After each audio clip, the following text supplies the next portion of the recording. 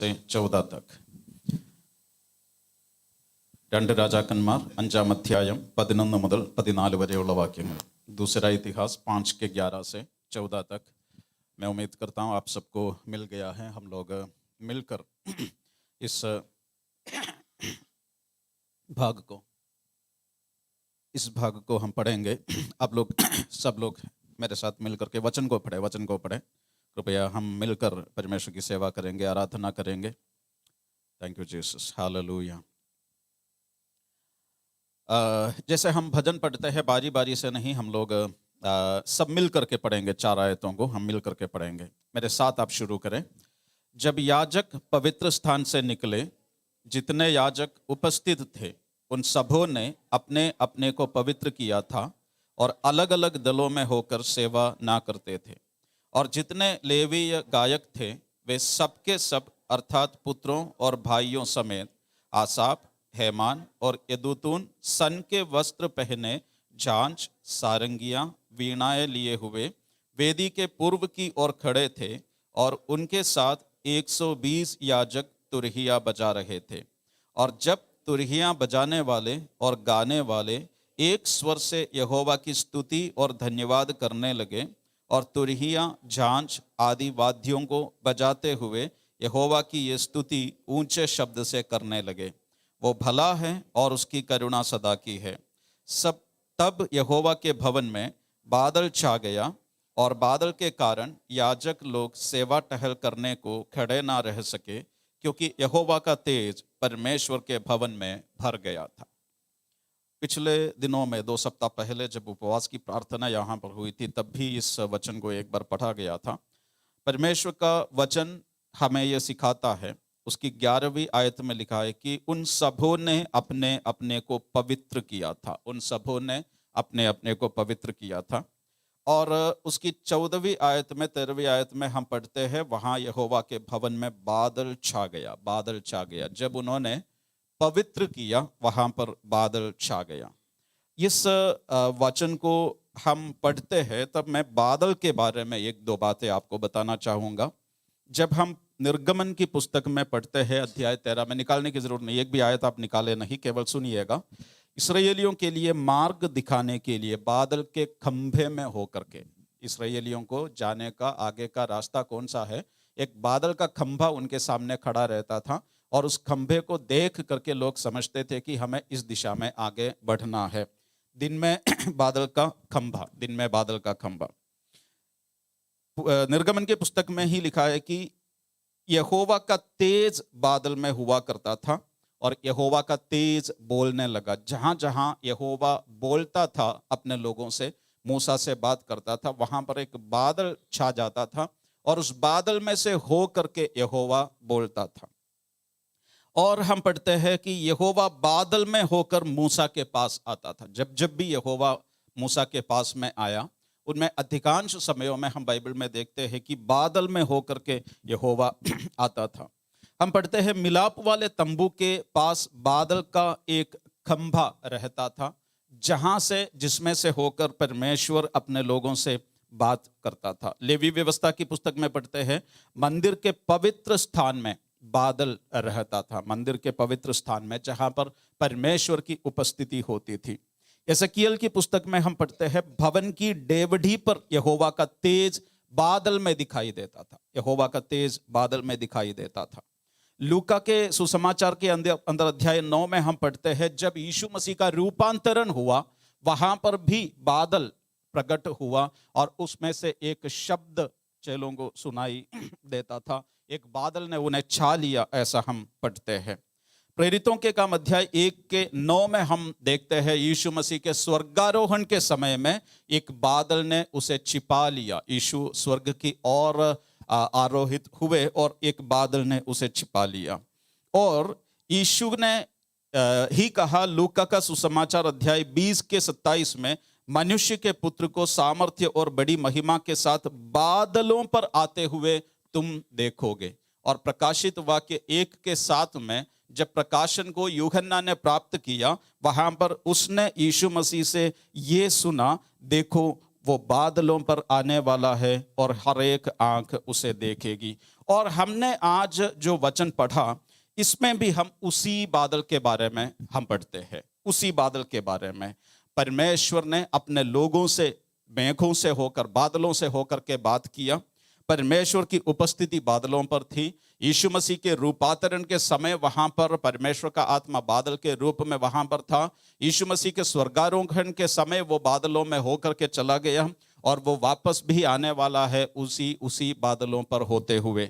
और आज हम इस वचन में आएंगे। मैं यहाँ समाप्त कर रहा हूँ। वहां पर लिखा है कि एक बादल वहां पर छा गया। बादल कहां पर छा गया? जब उन्होंने पवित्र किया। 11वें वचन में लिखा है पवित्र किया। और 13वें आयत में लिखा है कि वे स्तुति और धन्यवाद करने लगे।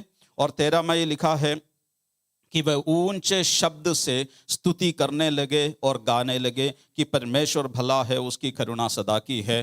तब यहोवा के भवन में बादल छा गया। हम में से कितने लोग आज चाहते हैं कि ताबोर के पर्वत पर पतरस, याकूब और यूहन्ना ने जिस बादल में से होकर के परमेश्वर की आवाज को सुना, उस बादल को आज हमारे बीच में, हमारे जीवन में, इस कलीसिया भवन के अंदर हम में से कितने लोग देखना चाहते हैं? हालेलुया।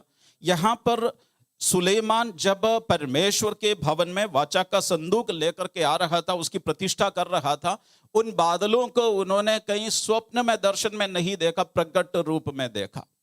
कई जगह उसी बादल को, यीशु मसीह को स्वर्ग की ओर जाते हुए बादल कोई स्वप्न में नहीं देखा, उन्होंने प्रकट रूप में देखा। अब ये स्वप्न में दिखे, दर्शन में दिखे, प्रकट रूप में दिखे, कैसे भी दिखे, अगर हम चाहते हैं तो इस बादल को हम आज देख सकते हैं। हालेलुया। आराधना करते हैं, वहां पर बादल छा जाता है।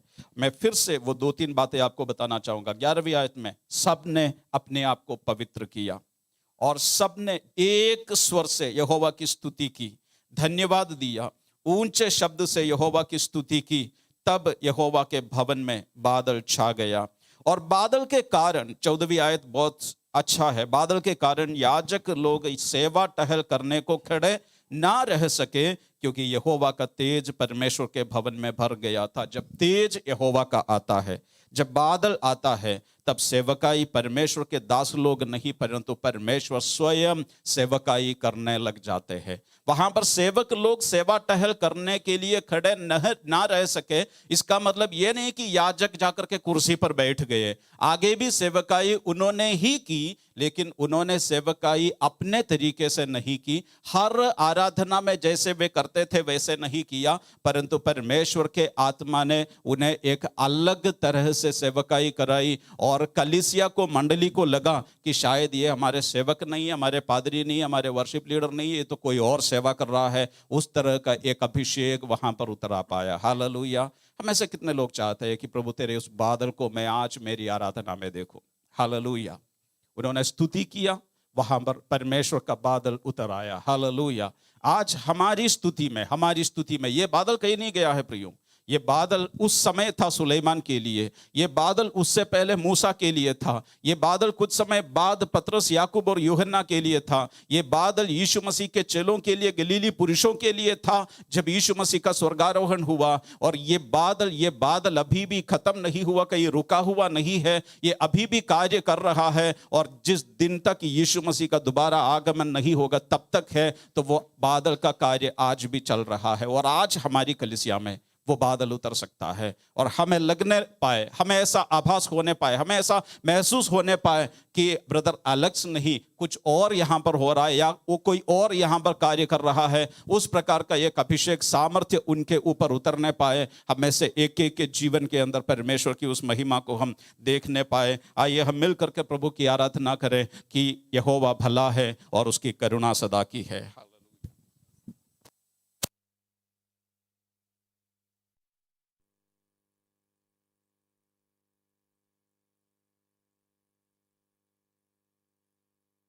Hallelujah. Thank you, Jesus.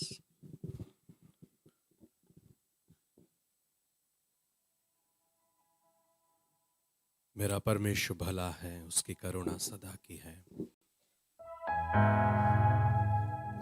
जितने प्राणी हैं वे कहें उसकी करुणा सदा की है।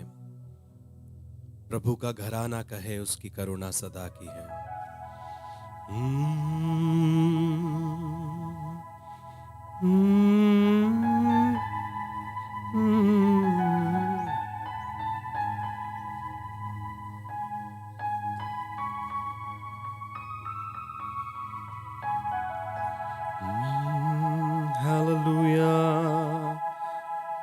Thank you, Jesus. Thank you, Jesus. We worship you, Lord.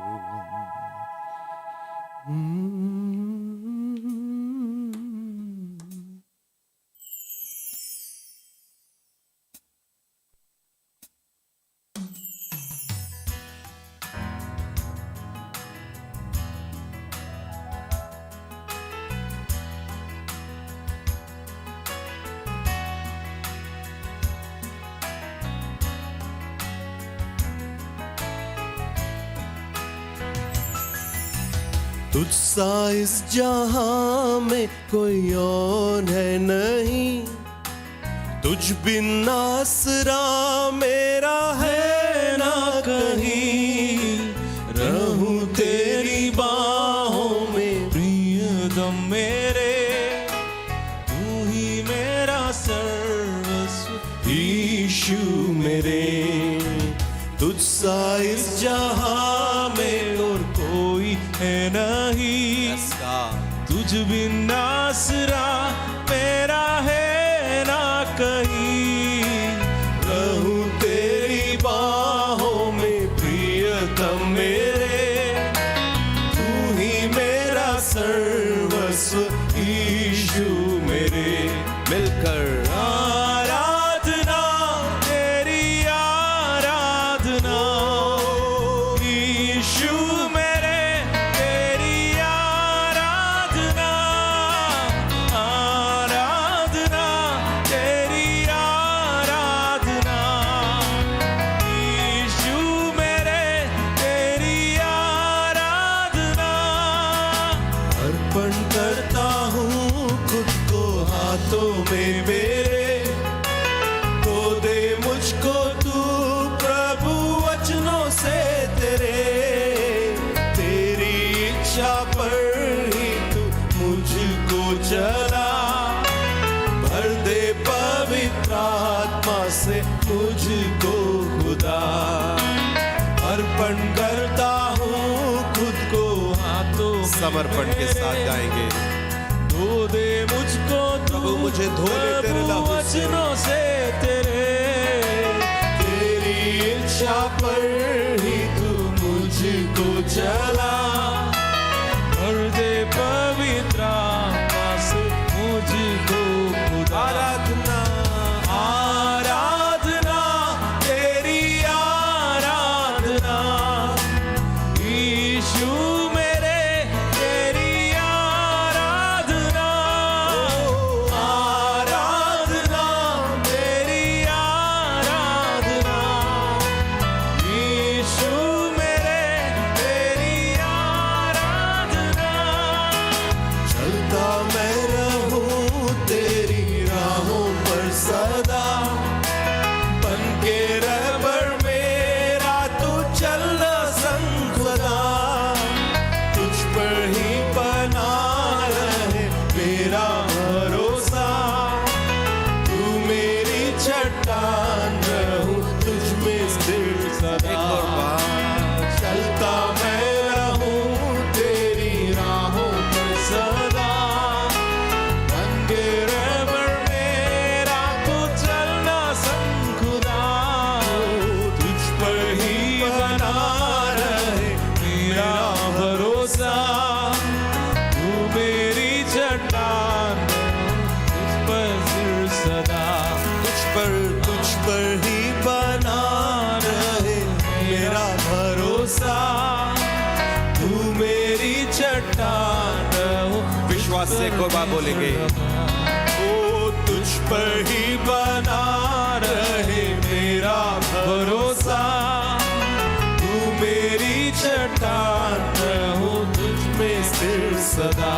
मिलकर आराधना तेरी आराधना, यीशु मेरे तेरी आराधना।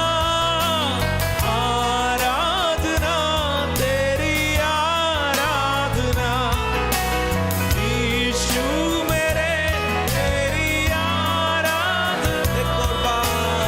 आराधना तेरी आराधना,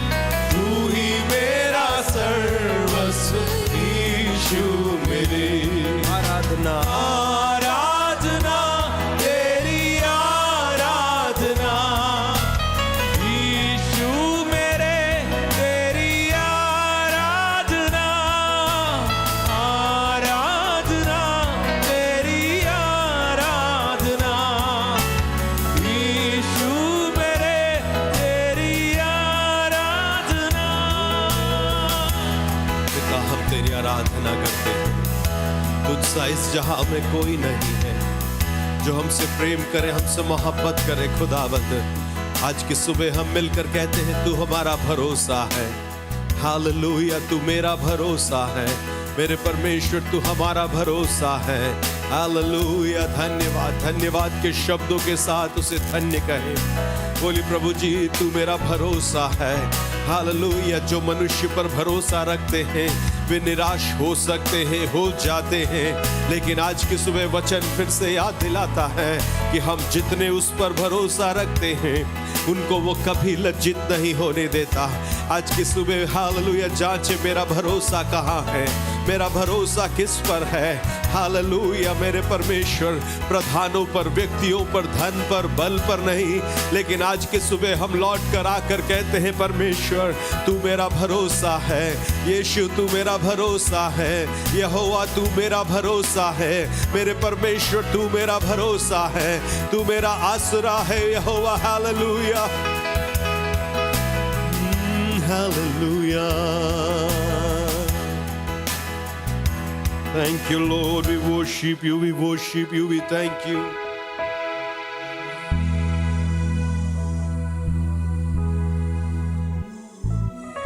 स्तुति के योग्य यहोवा परमेश्वर, ओ तू मेरा भरोसा, तू मेरा राजा।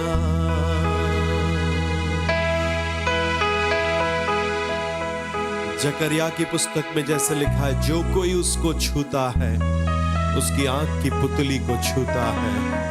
हालेलुया, मेरे भाई मेरी बहन, प्रभु के लोगों, आज की सुबह उस बड़े वादे को उसने दिया है। यदि कोई तेरे विरोध में, तेरे पवित्र जीवन के विरोध में योजना बनाता है, लिखा है वो उसकी आंख की पुतली को छूता है। आज की सुबह उस वादे देने वाले परमेश्वर को हम धन्यवाद करें। हालेलुया, तू अकेला नहीं है, तू मजेदार में अकेला नहीं है। हालेलुया,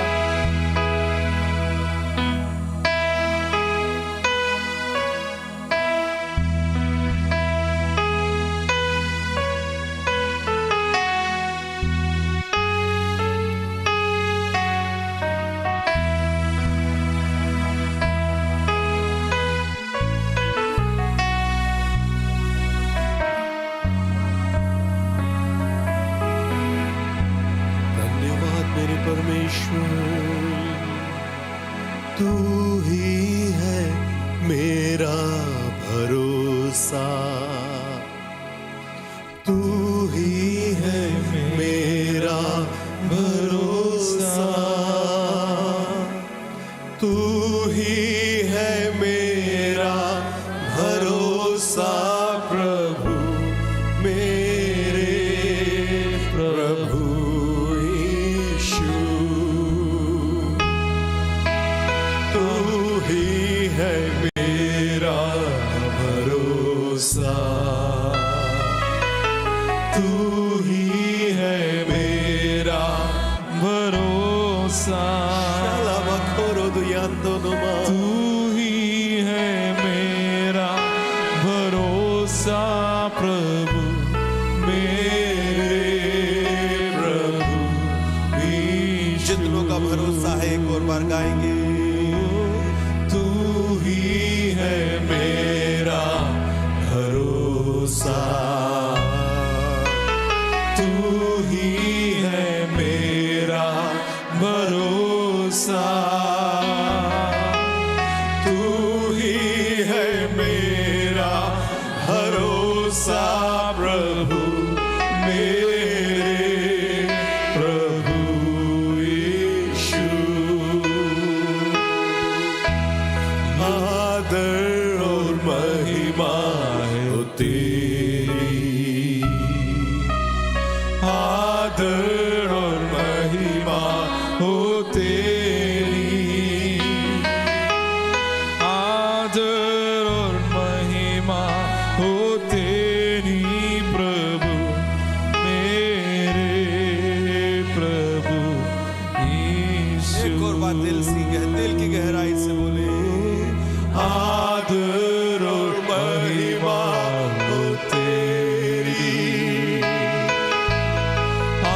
आदर और महिमा हो तेरी,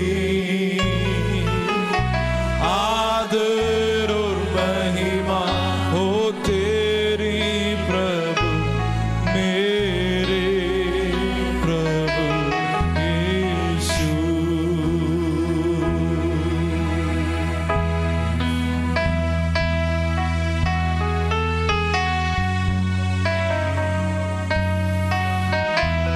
मिलकर स्तुति के गीत को गाएंगे। यीशु नाम सारे नामों से ऊंचा, यीशु नाम है सबसे महान।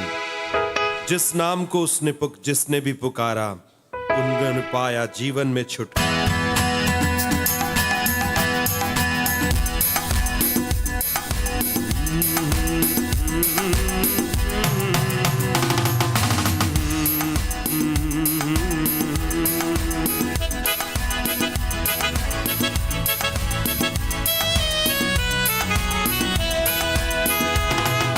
नाम सारे नामों से ऊंचा, यीशु नाम है कितना महान। मिलकर बोले, यीशु नाम सारे नामों से ऊंचा, यीशु नाम है कितना महान।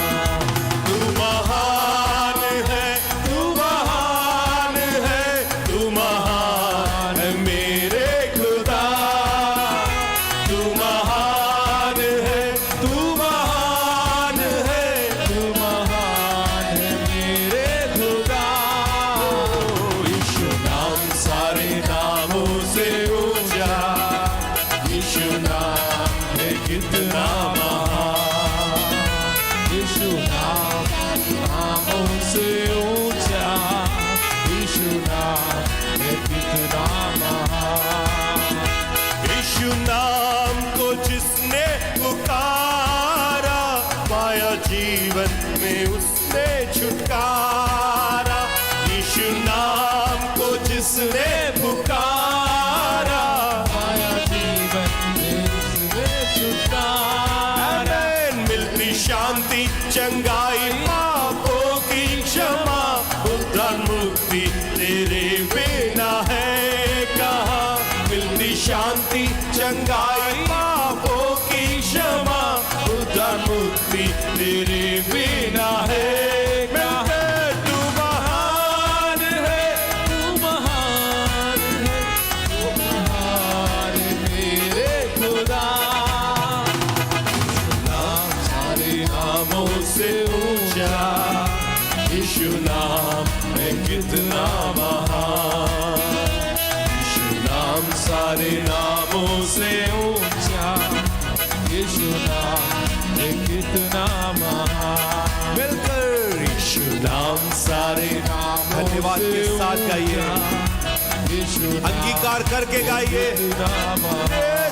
यीशु, यीशु नाम सारे नामों से, उसके ऊपर और कोई नाम हमें नहीं दिया गया है। एक ही नाम आकाश के नीचे, धरती के ऊपर, सारे नामों से ऊंचा, यीशु नाम है कितना महान। जिस नाम के आगे झुकता है हर घुटना ज़मीन आसमान पर।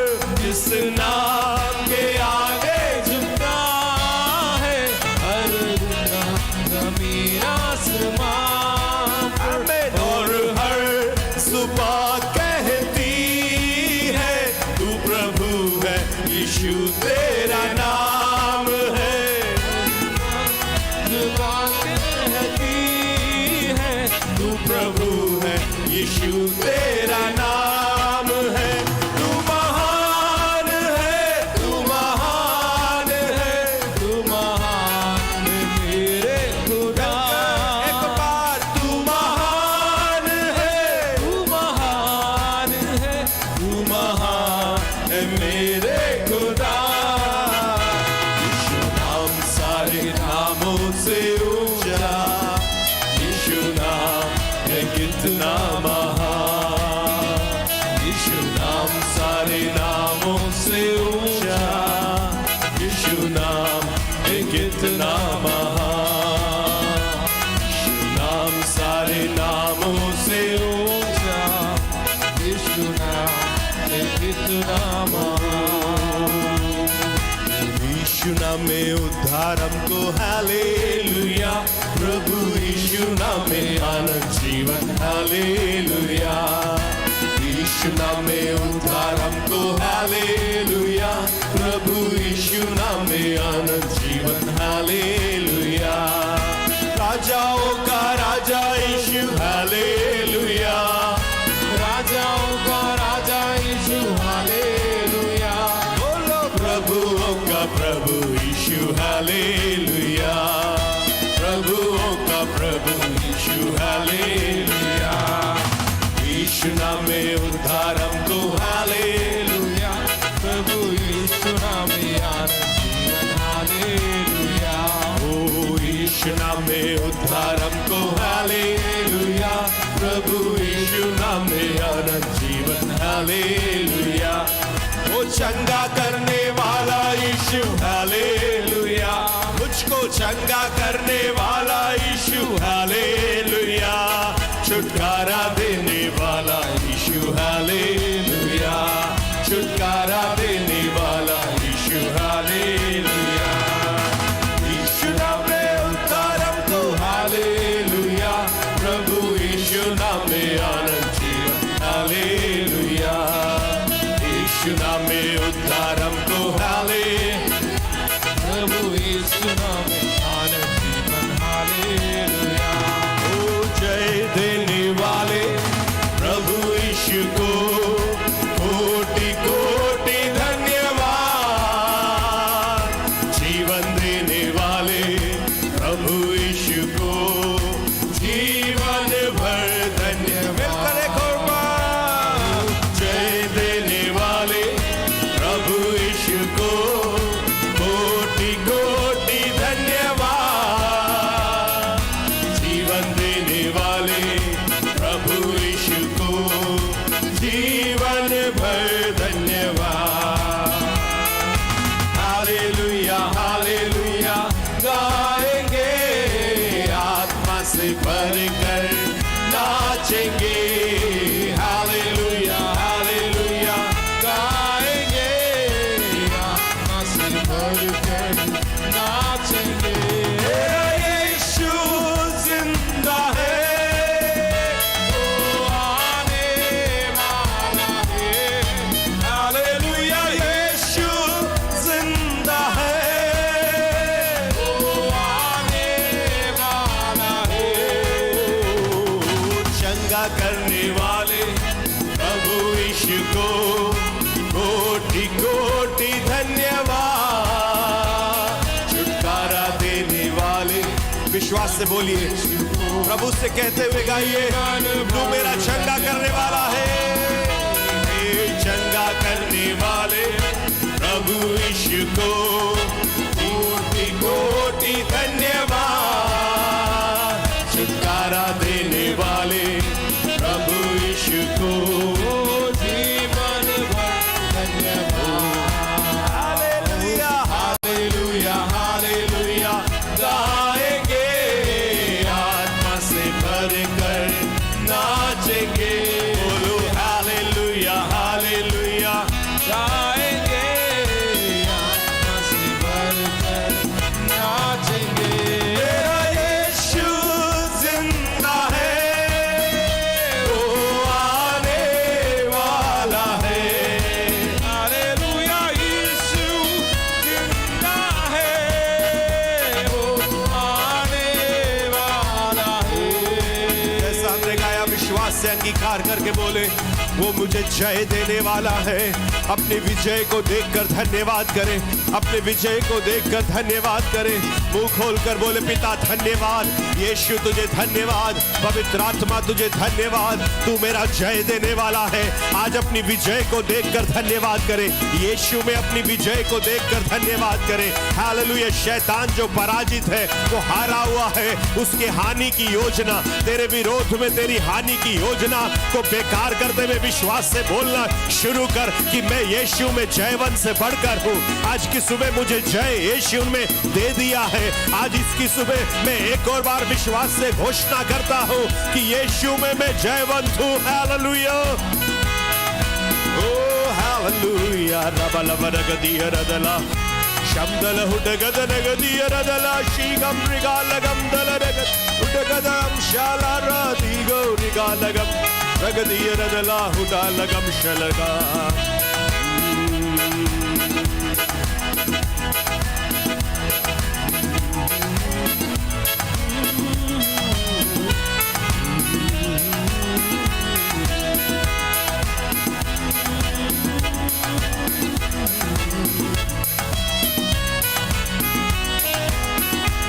आनंद के साथ यहोवा को धन्य कहे, यीशु तेरी महिमा।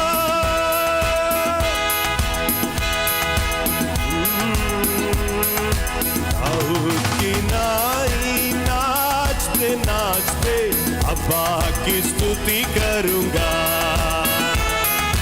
दाऊद की नाई नाचते नाचते अब्बा की स्तुति करूंगा।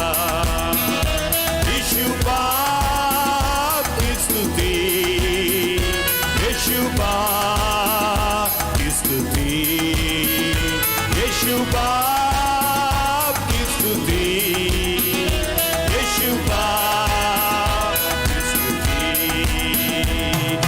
दाऊद की नाई नाचते नाचते अब्बा की स्तुति करूंगा।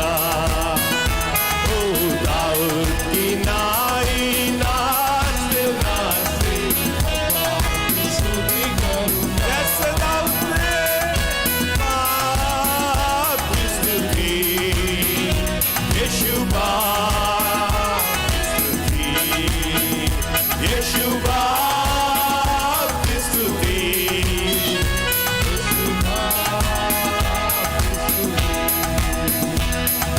दाऊद के समान आनंद के साथ, दाऊद के समान जय पाने के लिए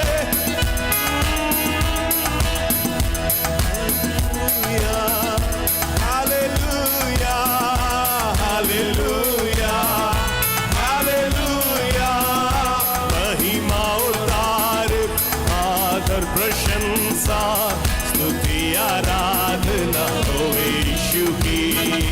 महिमा और तारीफ, आदर प्रशंसा, स्तुति आराधना हो यीशु की। ओ हालेलुया, हालेलुया, बोलो हालेलुया, हालेलुया। महिमा और तारीफ, आदर प्रशंसा, स्तुति आराधना हो यीशु की। महिमा और तारीफ, आदर प्रशंसा, स्तुति आराधना हो यीशु की। यीशु अच्छा है, स्तुति में महान मेरा खुदावंद है। करुणा बोलिए उससे, यीशु अच्छा है मेरे लिए। स्तुति में महान मेरा खुदावंद है। करुणा ओ भीषण जल के कोलाहल समान, स्तुति में उठाए यीशु का नाम। भीषण जल के कोलाहल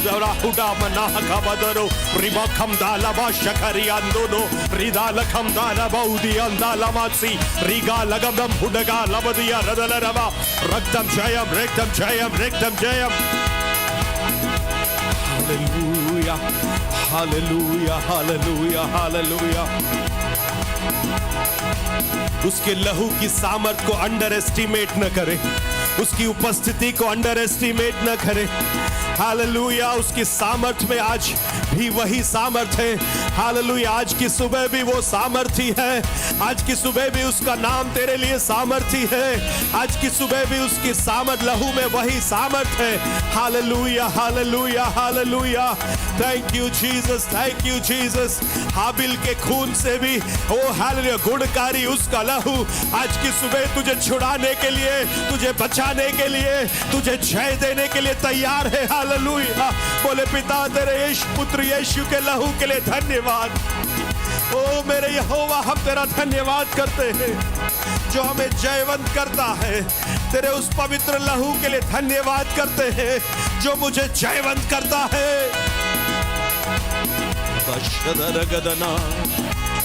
Rima kalabosha kaladaragadiyari doloro mosi kamda Rimana hakolo lomo shodolo kabariandorosi Riba kamshala gadar gadina rodolorobo Shadalar gadanari andolo mosi korabala. Hallelujah, hallelujah.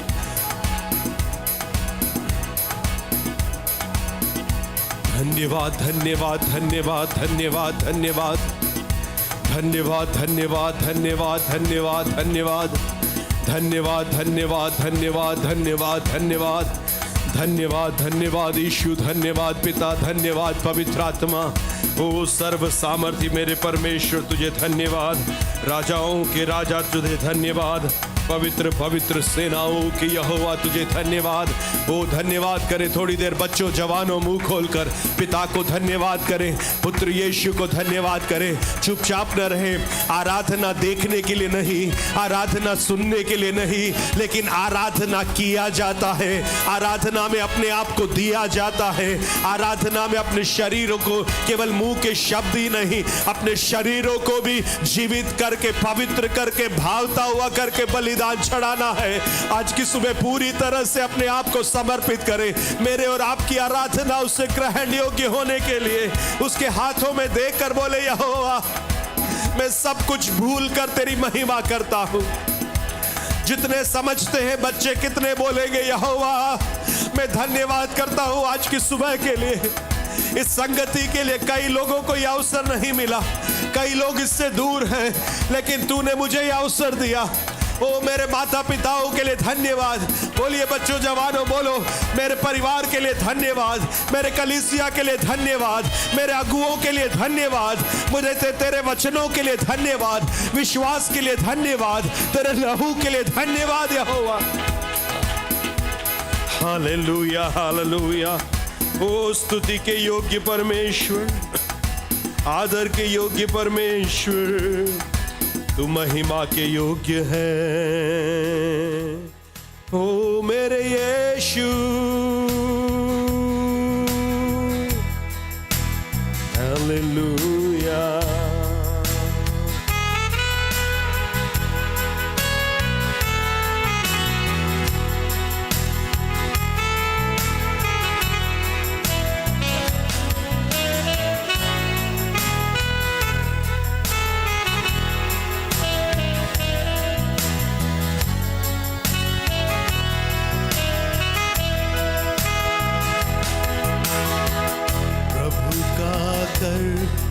धन्यवाद मेरे मन, प्रभु का कर धन्यवाद,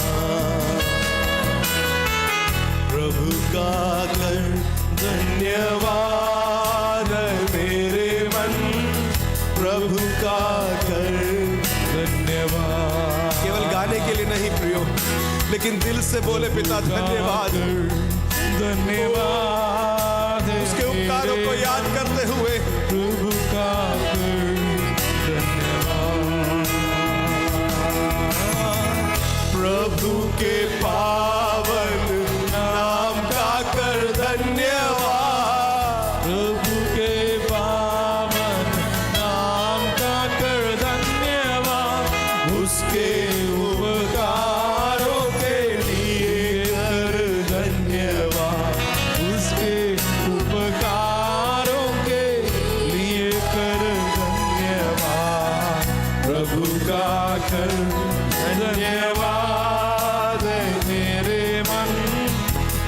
का कर धन्यवाद, हालेलुया, प्रभु का कर धन्यवाद है मेरे मन, प्रभु का कर धन्यवाद। पिता, हम तेरा धन्यवाद करते हैं आज की सुबह कलीसिया मिलकर तेरे उपकारों को स्मरण करते हुए, तेरे भलाइयों को याद करते हुए हम धन्यवाद की भेंट चढ़ाते हैं। तू हमारे लिए अच्छा है, तू भला है, तू पर्याप्त है। प्रभु जी, सारा आदर मान सम्मान हम तुझे देते हैं। तेरी सुरक्षा के लिए धन्यवाद करते हैं प्रभु जी। तूने हमें संभाला। यदि यह नगर की रखवाली यहोवा ना करे तो रखवाले का काम बेकार है परमेश्वर। हालेलुया, हम जानते हैं तूने हमें यदि नहीं संभाला तो हम सुरक्षित नहीं हैं। प्रभु, तूने हमें बचाया, संभाला है, हम धन्यवाद करते हैं। आदर महिमा की भेंट हम तुझे चढ़ाते हैं परमेश्वर। आज की सुबह फिर से तेरी हुजूरी में नम्र होते हैं प्रभु जी। बाकी के समय को तेरे हाथों में सौंपते हैं। तेरे दास में होकर तुम से बोल और बातें कर। यहोवा परमेश्वर, आज की सुबह कोई भी व्यक्ति किसी निर्बलता के साथ हो, किसी भी प्रभु जी पराजय को अनुभव करके तेरे भवन में आया हो, किसी भी प्रकार की मनोवेदना के साथ खड़ा हो, यहोवा हम तेरे नाम में जो आज की सुबह फिर से हम विश्वास करते हैं सामर्थी है, जो 2000 साल पहले जिस लहू में जो सामर्थ थी वो सामर्थ आज भी यहाँ बह रही है। हम धन्यवाद करते हैं यीशु के नाम में। यीशु के नाम में हर एक दर्द पर, पीड़ा पर, गठानों पर, रसोलियों पर यीशु नाम को बोलते हैं। हर एक नेगेटिव मेडिकल रिपोर्ट के ऊपर हम यीशु तेरा धन्यवाद करते हैं। जो शरीरों के विरोध में वाद विवाद करने वाली बीमारी की आत्मा के ऊपर हम यीशु के लहू में जय बोलते हैं। नर्वस सिस्टम के ऊपर, ओ आर्टरीज के ऊपर यीशु नाम को बोलते हैं। Hallelujah, hallelujah, hallelujah, hallelujah. जय देने वाला परमेश्वर, आज की सुबह हमारा भरोसा तू है। हम तेरा धन्यवाद करते हैं। हमारे जवानों के लिए, बच्चों के लिए दुआ मांगते हैं परमेश्वर। एक बेहतर भविष्य उनके लिए तू तैयार करके दे। हालेलुया। हमारे सब कुछ को हम तेरे हाथों में सौंपते हैं। हमारे उठने बैठने आने जाने को प्रभु जी, हमारे व्यवसाय को, आजीविका को, सब कुछ को तेरे लहू में ढांपते हैं परमेश्वर। आज की सुबह फिर से तेरा वचन वही सामर्थी होकर जो पहले से हमसे बात करता रहा। Hallelujah, hallelujah. तेरे लहू के लिए हम धन्यवाद करते हैं परमेश्वर। वचन आज की सुबह फिर से यहाँ बहने पाए, वचन के बीच में लोग प्रभु जी छुटकारा पाने पाए। अपने वचन को भेज कर चंगा कर। आज की सुबह परमेश्वर एक नई रीति से आत्मा यहाँ कार्य करने पाए। तेरी भारी उपस्थिति को मैं देखते हुए धन्यवाद करता हूँ परमेश्वर। पवित्र आत्मा की भारी उपस्थिति यहाँ है। हम धन्यवाद करते हैं परमेश्वर। तेरा कार्य हमारे विचारों के अनुसार नहीं है। तेरा कार्य प्रभु जी हमारी योजना के अनुसार नहीं है। तेरा कार्य हमारे बोलने के अनुसार नहीं है, लेकिन तू अपने समय पर सब कुछ सुंदर बनाता है। हम तेरा धन्यवाद करते हैं परमेश्वर। आदर मान सम्मान तुझे देते हैं। हमारे स्थानीय पासबान के लिए भी दुआ मांगते, तू संभालो, सुरक्षा दे। पूरे घराने पर प्रभु जी हम तेरे लहू का बाड़ा लगाते हैं। सब कुछ को तेरे हाथों में सौंपते हुए प्रार्थना तेरे पुत्र यीशु के नाम से मांगते, सुन और कबूल कर पिता। आमीन। आमीन, आमीन। हम सब अपने स्थानों पर बैठ सकते हैं। परमेश्वर के नाम की महिमा हो।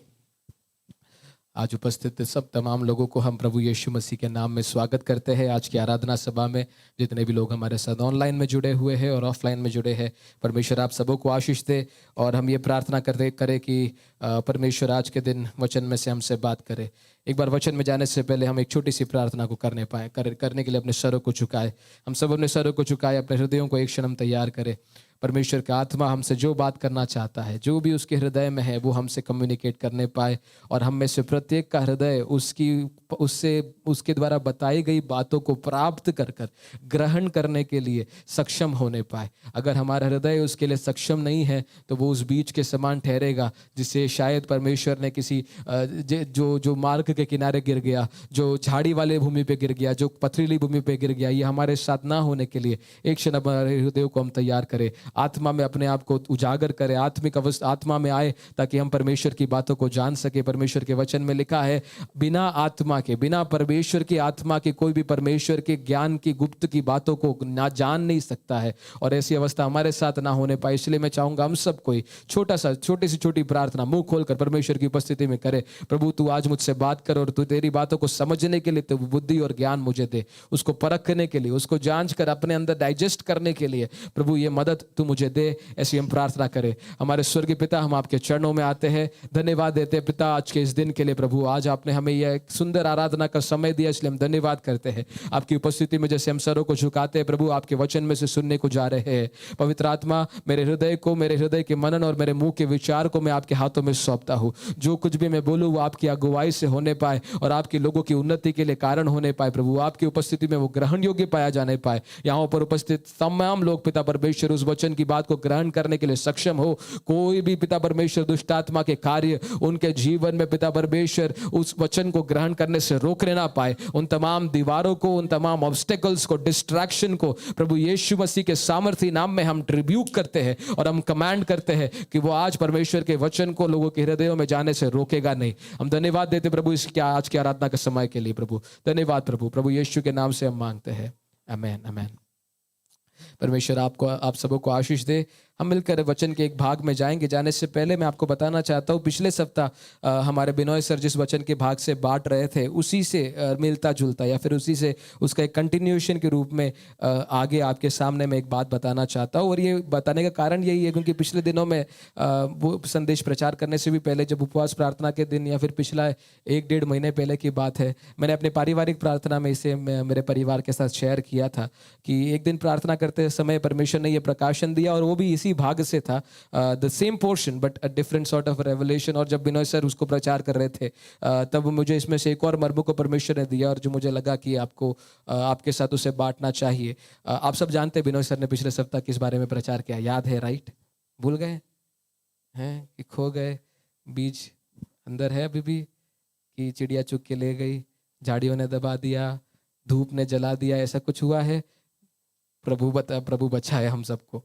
ठीक है, गिनती की किताब से हमने पिछले सप्ताह मनन किया था। ये मेरे संदेश का मुख्य विषय नहीं है, ये भाग नहीं है, लेकिन इसमें से हम शुरू करने के लिए इस भाग में जाएंगे। गिनती के किताब से बिनोय सर ने पिछले सप्ताह हमें एक बात बताई थी। उसके 14वें अध्याय की 24वीं आयत में एक बात हमको पढ़ने को मिली और उसको मैं चाहता हूँ एक बार आप पढ़े।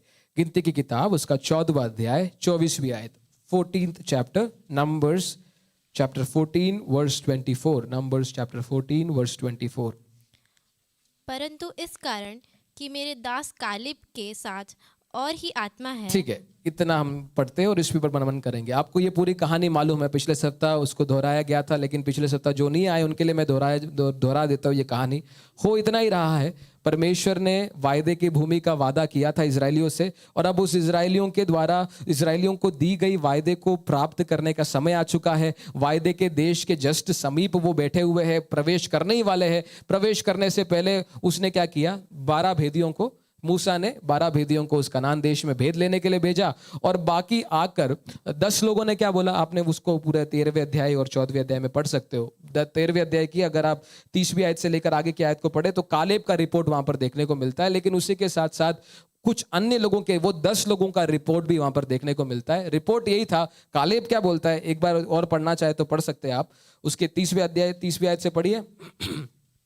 13वें अध्याय की 30वीं आयत से, भेद लेने के बाद 2 जनों का रिपोर्ट क्या है और बाकी 10 जनों का रिपोर्ट क्या है, यहां पर आपको देखने को मिलेगा। 30वीं आयत में पढ़िए एक बार, क्या लिखा है। पर कालेब ने मूसा के सामने प्रजा के लोगों को चुप कराने के विचार से कहा, हम अभी चढ़ के उस देश को अपना कर लें, क्योंकि निसंदेह हम में ऐसा करने की शक्ति है।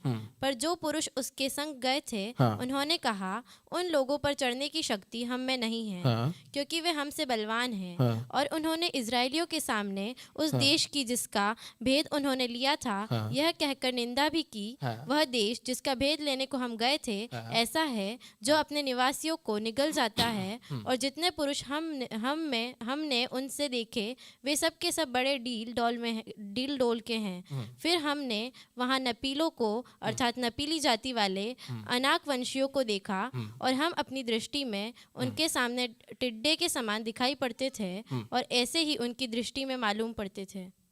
12 भेदी एक ही लैंड को देखने के लिए गए, पर उस लैंड को देखकर इंटरप्रिटेशंस दोनों के दो अलग अलग है, ठीक है।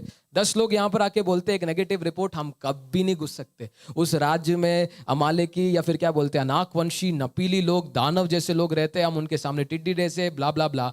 हमारा कालेब आके बोलता है नहीं, हम क्या करेंगे, जीत सकते हैं, हम जय प्राप्त कर लेंगे, हम प्रवेश कर जाएंगे। और 6वीं आयत से आगे को पढ़े तो हमारा कालेब और कुछ बोलता है इसके बारे में। यहोशू और कालेब दोनों बोलते हैं। 14वें अध्याय की 6वीं आयत से आगे पढ़े तो वहां पर एक और रिपोर्ट वो दे रहे हैं। और नून का पुत्र यहोशू और यपुन्ने का पुत्र कालेब, जो देश के भेद लेने वालों में से थे, अपने अपने वस्त्र फाड़कर इजराइलियों की सारी मंडली से कहने लगे, जिस देश का भेद लेने को हम इधर उधर घूम कर आए हैं वह अत्यंत उत्तम देश है।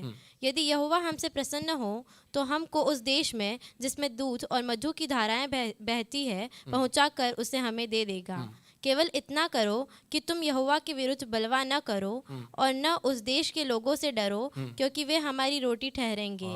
छाया उनके ऊपर से हट गई है और यहोवा हमारे संग है, उनसे न डरो। तब सारी मंडली चिल्ला उठी कि इन पर पथराव करो। तब यहोवा का तेज मिलाप वाले तंबू में सब इजराइलियों पर प्रकाशमान हुआ।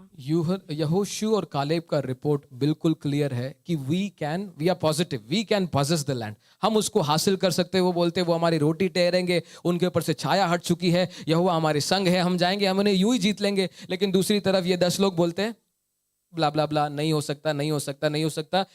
इन 10 लोगों की सुन के पूरी इजराइलियों की मंडली क्या करने लग जाती है, बुड़बुड़ाने लग जाती है, और किसकी बात पे विश्वास नहीं होता, यहोशू और कालेब के बात में। और फिर परमेश्वर इतना क्रोध होता है, और 14वें अध्याय की 11वीं आयत से अगर आप पढ़े तो होता क्या है, परमेश्वर इतना क्रोध में आकर श्राप दे रहा है उनको कि मैं इनको पूरी रीति से अब क्या कर देने वाला हूं, मार डालने वाला हूं, अभी मार दूंगा। तो मूसा बीच में खड़ा होता है, मध्यस्थता करता है और बोलता है परमेश्वर, वो मिस्री लोग आपके बारे में क्या बोलेंगे कि आप उनको मिस्र देश से बाहर निकाल के लेकर आए यहाँ पर मारने के लिए, प्लीज ऐसा मत करो, ऐसा मत करो करके मूसा वहां पर मध्यस्थता करता है, गिड़गिड़ाता है। परमेश्वर मूसा की मध्यस्थता सुनकर 20वें अध्याय से बोलता है ठीक है मैं उनको नहीं मारूंगा, पर ये तो शपथ खा रहा हूं कि इन सारे लोगों में से जिन्होंने भी बुड़बुड़ाया है ना, कोई भी कहां नहीं जाने वाला है, कनान देश में प्रवेश नहीं करने वाला है। केवल कौन जाएंगे,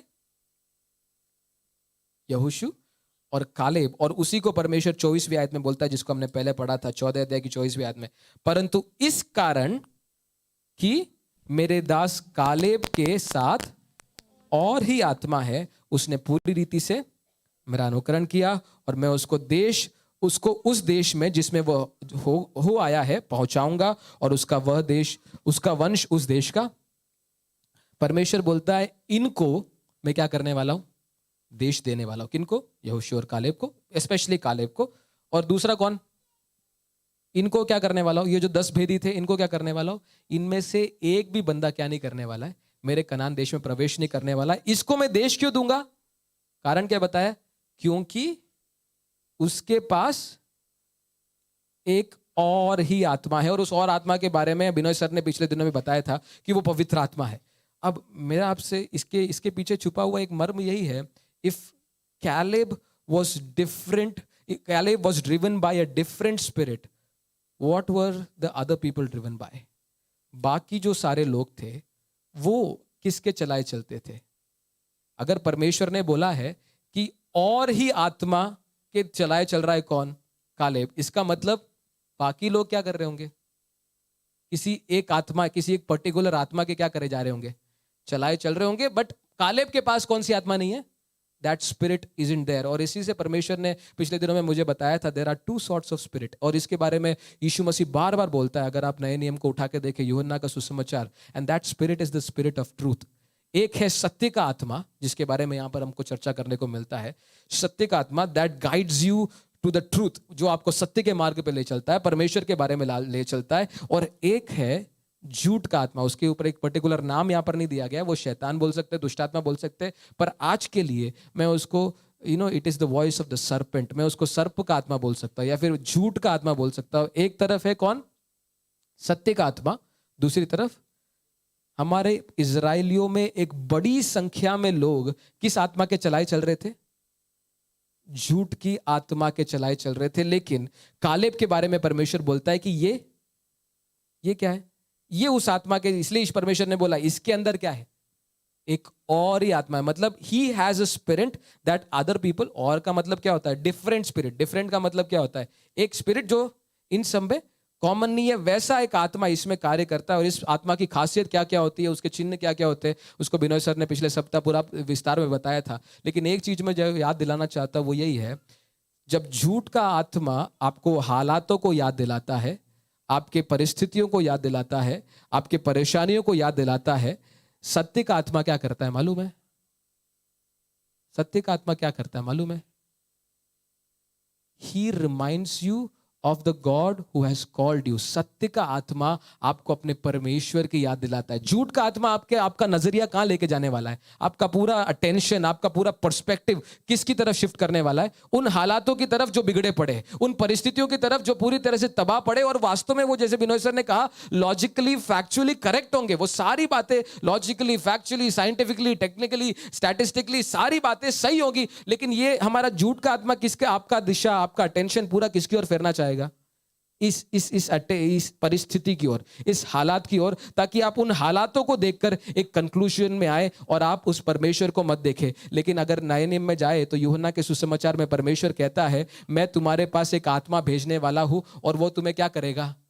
वो तुम्हें मेरी याद दिलाएगा। He will remind you of me, he will. और उसके बारे में अलग अलग बातें बताई गई। एक बार हम उसके बारे में पढ़ लेते हैं। यूहन्ना का सुसमाचार खोलिए, उसके 14वें अध्याय में जाए। यूहन्ना का सुसमाचार उसके 14वें अध्याय में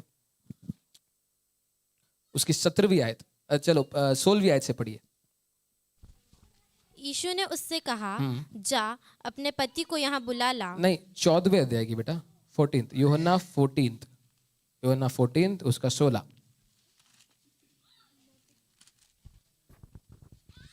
मैं पिता से विनती करूंगा और वह तुम्हें एक सहायक देगा कि वह सर्वदा तुम्हारे साथ रहे, अर्थात सत्य का आत्मा, जिसे संसार ग्रहण नहीं कर सकता, क्योंकि वह न उसे देखता है और न उसे जानता है। तुम उसे जानते हो क्योंकि वह तुम्हारे साथ रहता है। ठीक है, इसके बारे में यीशु मसीह बाकी साके 25वीं आयत से कंटिन्यू करता है इस थॉट को। वो क्या बोलता है? ये बातें उसी अध्याय की 25वीं आयत, 25th वर्स, रीड इट। ये बातें मैंने तुम्हारे साथ रहते हुए तुमसे कही, हाँ। परंतु सहायक अर्थात पवित्र आत्मा, जिसे पिता मेरे नाम से भेजेगा, वह तुम्हें सब बातें सिखाएगा और जो कुछ मैंने तुमसे कहा है वह सब तुम्हें स्मरण कराएगा। जो कुछ भी सत्य का आत्मा क्या करता है? सत्य का आत्मा क्या करता है? हेलो, अटेंशन यहाँ पर बच्चे, एक जगह बैठ जाओ, डोंट डिस्ट्रैक्ट, सबका ध्यान यहाँ पर। सत्य का आत्मा क्या करता है? आपको आपके बारे में, आपके वंश के बारे में, आपके भविष्य के बारे में परमेश्वर ने जो बातें कही है या फिर यीशु मसीह ने जो बातें कही है, उन सबको क्या कराता है? वो याद दिलाता है। लेकिन हमारा झूठ का आत्मा उसके विपरीत में क्या करता है? इसका एक विपरीत आत्मा भी है, झूठ का आत्मा। वो क्या करेगा? He will try his level best that you will not remember what Jesus has told you. यीशु मसीह ने आपसे क्या कहा है, आपके विषय में क्या कहा है, चाहे वो चेतावनी हो, चाहे वो प्रोत्साहन के वचन हो, चाहे वो भविष्यवाणी हो, चाहे वो वायदे हो, चाहे वो इंस्ट्रक्शन हो, निर्देश हो, जो भी बातें हो, ये सत्य का आत्मा ही कौन करा सकता है? आपको याद दिला सकता है, अगर आप सत्य के आत्मा के चलाए चलोगे। लेकिन दूसरी तरफ एक झूठ का आत्मा है जो अपनी एड़ी चूटी का जोर लगाएगा और आपको सारे फैक्ट्स दिखाएगा, फिगर्स दिखाएगा, स्टैटिस्टिक्स दिखाएगा, आपको इस संसार की सारी चीजें दिखाएगा और बोलेगा, और इस main target is to take your attention away. उसका मेन लक्ष्य यही है कि आपका नजरिया, आपका जो पर्सपेक्टिव है या फिर आपका जो अटेंशन है, वो परमेश्वर के द्वारा कही गई बातों से हटाकर किस पर लगाए? आपके सिचुएशंस पर। और आप उन सिचुएशंस को देख के जब इंटरप्रेट करने जाओगे तो वैसा ही इंटरप्रेट होगा। और इसका एक प्रतिफल यही होगा, जैसे आपने उसका चिन्ह क्या है? सत्य के आत्मा के बारे में बहुत सारे चिन्ह पिछले सप्ताह बिनोय सर ने बताया था कि वो पॉजिटिव बोलना शुरू करेगा। He will speak positive, he will be hopeful, वो मैन ऑफ फेथ होगा, वो कंसिस्टेंट होगा, वो कोऑपरेटिव होगा, वो सबमिसिव होगा। ये सारी बातें रिजल्ट होंगी जब आप किसके याद में चल रहे हैं? What these are the results that will happen जब आपको क्या याद आ रहा है प्रतिदिन? परमेश्वर के द्वारा कही गई बातें। परमेश्वर के द्वारा कही गई बातें आपको अगर लगातार याद आती रहे, आप कभी निराशाजनक बातें नहीं बोलेंगे, आप कभी बुड़बुड़ाएंगे नहीं, आप कभी पत्थर मारने के लिए, पथराव करने के लिए पत्थर उठाएंगे नहीं। लेकिन झूठ की आत्मा से सुनने वाले ये डेफिनेटली करेंगे। और क्या किया उन लोगों ने, उनके बारे में हमने पढ़ा, उन्होंने एक नेगेटिव रिपोर्ट देना शुरू कर दिया। वो आशाहीनता के साथ बोलने लगे और वो ऐसा बोलते बोलते इतना एक्सैजरेट कर गए कि बाप रे बाप, अगर आप उनकी कहानी पढ़े तो वहां पर बोले तू हमारा परमेश्वर, एक बार बुढ़ बनाने के उस कहानी को पढ़ ही लेते, जो झूठ की आत्मा के चलाए चलते। वो सुनने में कैसे लगते हैं आपको, सुनने में मजा आएगा। एक बार गिनती की किताब में वापस जाइए, गिनती की किताब उसका 14वां अध्याय, उसकी पहली आयत से पढ़ेंगे तो ये दूसरी आत्मा, ये और आत्मा, वो पवित्र आत्मा से नहीं, ये कौन सी आत्मा है? झूठ की आत्मा से चलाए चलने वाले लोग क्या सुनकर, जैसे उन्होंने नेगेटिव रिपोर्ट सुना, इन्होंने क्या बोलना शुरू किया। तो पढ़िए क्या लिखा है। तब सारी मंडली चिल्ला उठी हाँ। और रात भर वे लोग रोते ही रहे। हाँ, क्यों रो रहे भाई साहब, क्यों रो रहे? क्या सुना इन्होंने? दूसरी तरफ दो जवान क्या कर रहे हैं? आनंद से नाच रहे कि yes it is just moments time, कुछ ही लम्हे में अपन क्या कर सकते हैं, कनान देश को जीत सकते हैं, हम कनान देश में प्रवेश कर सकते हैं, कनान देश हमारा हो जाएगा। और यहाँ पर दो जने या फिर मूसा और ये कुछ लोग मजे कर रहे हैं और यहाँ पर ये लोग क्या कर रहे, रो रहे। वाई? क्योंकि एक ऐसा हालात आया जो रुलाने जैसा था। उन्होंने एक ऐसा रिपोर्ट सुना जो रुलाने जैसा था और रोते हुए वो क्या बोल रहे, और सब इजरायली मूसा और हारून पर बुड़बुड़ाने लगे। झूठ की आत्मा के सुनने वाले क्या करेंगे? सबसे पहले they will always be crying, they will always be morning. अयो मेरे साथ ऐसा ही होता है, मेरे साथ है, मेरे घर में ही ऐसा होता है, मेरे साथ ही ऐसा क्यों हो रहा है? परमेश्वर तू कहाँ है? परमेश्वर तू मुझे छोड़ के चला गया है क्या? मेरे बड़े पड़ोसी मेरे साथ ऐसा क्यों करते हैं? मेरे रिश्तेदार मेरे साथ ऐसा क्यों करते हैं? Why this happens, why that happens. यही रोने का ही चलेगा, क्योंकि ये क्या कर रहे हैं?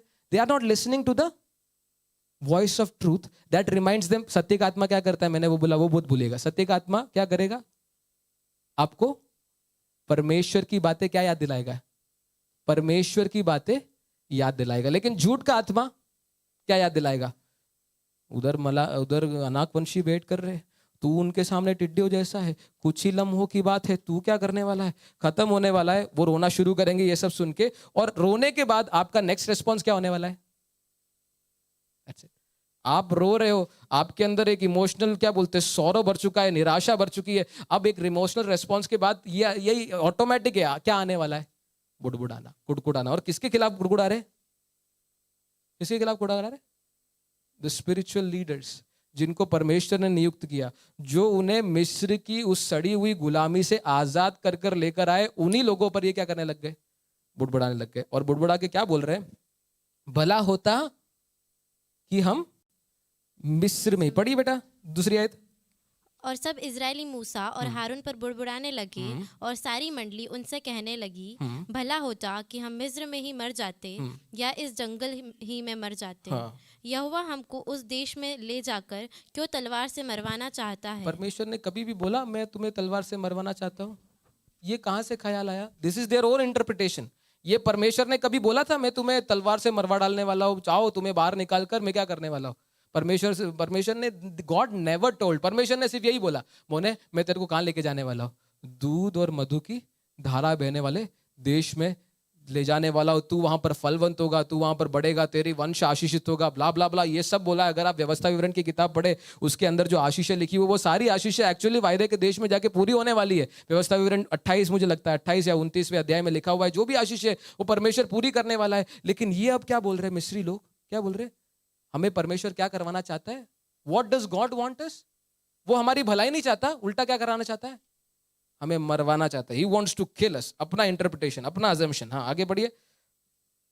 हमारी बड़ो कहाँ गए? हमारी स्त्रियां और बाल बच्चे तो लूट में चले जाएंगे। हमारी स्त्रियां और बाल बच्चे लूट में चले जाएंगे। कुछ हुआ क्या अभी तक? अनाक वंशों का नजर भी इन पे पड़ा क्या अभी तक? नहीं, पर अजम्पशन। हाँ देखो, हाँ आगे। क्या हमारे लिए अच्छा नहीं कि हम मिस्र देश को लौट जाएं? फिर वे आपस में कहने लगे, आओ हम किसी को अपना प्रधान बना लें और मिस्र को लौट चलें। They are going to the third thing। पहले तो होगा, सबसे पहले क्या होगा? बुड़बुड़ाना। दूसरा, पहले तो होगा रोना, रोने के बाद बुड़बुड़ाना। और बुड़बुड़ाने में इतने एग्जैजरेटेड एक्सट्रीम अजम्पशंस ये लगाना शुरू करेंगे जो लाइक क्या बोलते हैं, आप कल्पना भी नहीं कर सकते, इतने एक्सट्रीम में जाके ये अपने अजम्पशंस लगाना शुरू करेंगे कि अब तो पूरा हमारा तो क्या होगा, अब तो मेरा परिवार मर जाने वाला है, अब तो हम सब तलवार के धार में खत्म हो जाने वाले हैं। वो ये कभी कभार ऐसा होता है ना कि हमारे जिंदगी में एक छोटा सा बीमारी आए तो हम पता नहीं, कई लोग होते इतने दूर की जाके कैलकुलेट कर लेते, वो ये बीमारी अब इधर होएगी फिर उसके बाद यहाँ पर आएगी। कई बार मेरे अंदर भी होता है, मैं इसलिए बोल रहा हूँ क्योंकि परमेश्वर guided me with that, because you know my father got paralysed with a stroke attack. और कई बार ये वॉइस ऑफ जो वो लाई है ना, वो मेरे को ये याद दिलाता है, तेरे पापा की हालत ये है, मतलब आने वाले दिनों में ये हेरिडिटरी। और कई बार कुछ लोग, कई बार नेट पे जाके आप पढ़ते हैं ना, तो नेट पे तो और भाई साहब भयंकर लिखा हुआ होता है। वो बोलता है हेरिडिटरी है ये, वो तुमको भी आएगा, बीपी बढ़ेगा, कोलेस्ट्रॉल बढ़ेगा, शुगर बढ़ेगा, और फिर ये होगा वो होगा, ब्ला ब्ला ब्ला ब्ला ब्ला ब्ला। और आप एकदम एक्सट्रीम में जाते हैं। फिर मैं सोचता हूँ मेरे को भी होगा, मतलब मैं भी ऐसा पढ़ा होगा, मतलब मेरे बच्चों में भी आने वाला है। एंड यू विल थिंक, और आप ऐसे करते करते करते करते एक ऐसी लंबी लड़ी लगा दो कि जिसके बारे में जो हुआ भी नहीं है, जिसके पास भी आप नहीं पहुंचे हो, लेकिन the voice of lie will guide you there. आपको झूठ का आत्मा वहां लेके जाने वाला है। सत्य का आत्मा जब आपको सत्य के मार्ग में अगुवाई देने वाला है, झूठ का आत्मा क्या करता है, आपको झूठ की ओर अगुवाई देता है और आप ऐसे वाइल्ड इमेजिनेशन करने लग जाएंगे। And the end result is you will try to change your leader who has guided you so far. आप क्या करना शुरू करोगे? इन्होंने क्या किया, अब बोलते चलो अब मूसा is not fit to be a leader. अब मूसा एक अच्छा प्रधान होने के लिए लेकिन वो क्वालिफाइड नहीं है। हम क्या करते, एक नया प्रधान चुनते, we will appoint a new leader. वो हो सकता है क्या बोलते हैं, एक नया लीडरशिप ढूंढने के लिए जाए, हो सकता है कुछ लोगों के नई कलीसिया ढूंढने के लिए चले जाए, हो सकता है कुछ लोगों के जो नए नए पोजीशंस ढूंढने के लिए चले जाए। नहीं, अभी तक ये पास्टर में हमको सही से अगुवाई नहीं दे रहा है। क्यों? इसके अगुवाई में क्या हो रहा है, इसके अगुवाई में क्या हो रहा है, ये अनाक वंशी मलाकी लोग आए भी नहीं अभी तक, उनके ऊपर प्रबल हुए भी नहीं है, बट दे विल, वो उतना वाइल्ड जाके बोलेंगे ये हमारी अगुवाई देने के लिए लायक नहीं, लेट्स चेंज आवर लीडर। हम अपना लीडर बदल के देखते हैं। और ऐसा ये नहीं कि वहां पर जाके खुश होने वाले, वो वहां पर भी जाके क्या बोलते हैं, लीडर ही बदलते रहने वाले, पूरी जिंदगी उनकी ऐसी निकलने वाली है। Because they are not driven by truth, but they are driven by a voice of lie, the voice of the enemy। शत्रु की आवाज, जिसको सर्प की आवाज भी आप बोल सकते हो, उससे वो चलाए चलते हैं। इसलिए उनको कभी भी परमेश्वर के वायदे अगर पूछो, परमेश्वर ने तेरे बारे में क्या कहा है बेटा, तू याद कर, नहीं, they will not remember, they will, क्योंकि सिचुएशंस ऐसी लेके आने वाला है शैतान, जहां पर आपको ये बेतुकी बात लगेगी, इट विल सीम इनप्रैक्टिकल। कई बार कई जवान होते, कई बच्चे होते जो एक मुश्किल दौर से होकर गुजर रहे होते हैं, और उनको जब आप वचन सुनाने की कोशिश करते हो कि what does Bible tells you, Bible आपसे क्या बात करने की कोशिश कर रहा है, तब एकदम बेतुकी बोलेंगे कि ये तेरे को समझ में नहीं आ रहा, तू बच्चा है, तेरे को ये सब बात, बस तेरी साथ बातें मत समझ में नहीं आएगी, ये सब ज्यादा आत्मिक लोग बात करते हैं, ये तू ज्यादा आत्मिक देयर आर पीपल। मेरे लाइफ में ऐसे कुछ लोग थे जिनको उनके मुश्किल दौर में जब आप बाइबल लेकर, what does the Bible tells, वचन क्या कहता है इस मुश्किल दौर से बाहर निकलने के लिए, इस मुश्किल दौर के बीच में आपको याद करने के लिए बाइबल क्या कहता है, जब आप बाइबल लेकर रिमाइंड कराने जाएंगे, ये क्या करने वाले? हमारे यहोशू ने भी यही किया। ये लोग बुड़बुड़ाने लगे, लीडर चेंज करने की बात करने लगे, तो हमारा यहोशू बेचारा जाके, और यहोशू और कालेब जाके बोल रहे नहीं नहीं नहीं नहीं, हमारा परमेश्वर ने कहा है कि वो हमें वायदे का देश देगा, यदि वो हमसे प्रसन्न होगा हम उस वायदे के देश में प्रवेश करेंगे, नहीं ऐसा नहीं होगा, उनके ऊपर से छाया हट चुकी है, हम प्राप्त करेंगे। लेकिन इन्होंने 10वीं आयत में क्या लिखा है, 10वीं आयत में ये पूरा बुड़बुड़ाने के बाद 6वीं आयत से लेकर आगे हमारा यहोशू एक आखिरी अटेम्प्ट कर रहा है कि उनको कम से कम उनका मन बदल दे, उनको बुड़बुड़ाने से उनको बचाए। 10वीं आयत में लिखा है, सारी मंडली क्या करगी, चिल्ला उठी और इन पर पथराव, जो उन्हें वचन याद दिलाने आ रहे हैं, जो उन्हें परमेश्वर की आवाज याद दिलाने आ रहे हैं, जो परमेश्वर ने जो उनके विषय में कहा है उनको याद कराने आ रहे हैं, तो उनके विरुद्ध क्या कर रही है, पत्थर मारने की कोशिश करेंगे। You don't know any better, तुम्हें मालूम नहीं है। कई बार कुछ ग्रीविंग मोमेंट से होके जा रहे होते, उनके परिवार में किसी का मृत्यु हो गया होगा, और वो बहुत ही एक आशाहीन अवस्था से होकर जा रहे होंगे, और वो सबसे वल्नरेबल पॉइंट है जब ये वॉइस ऑफ लाई आपके जिंदगी में आता है।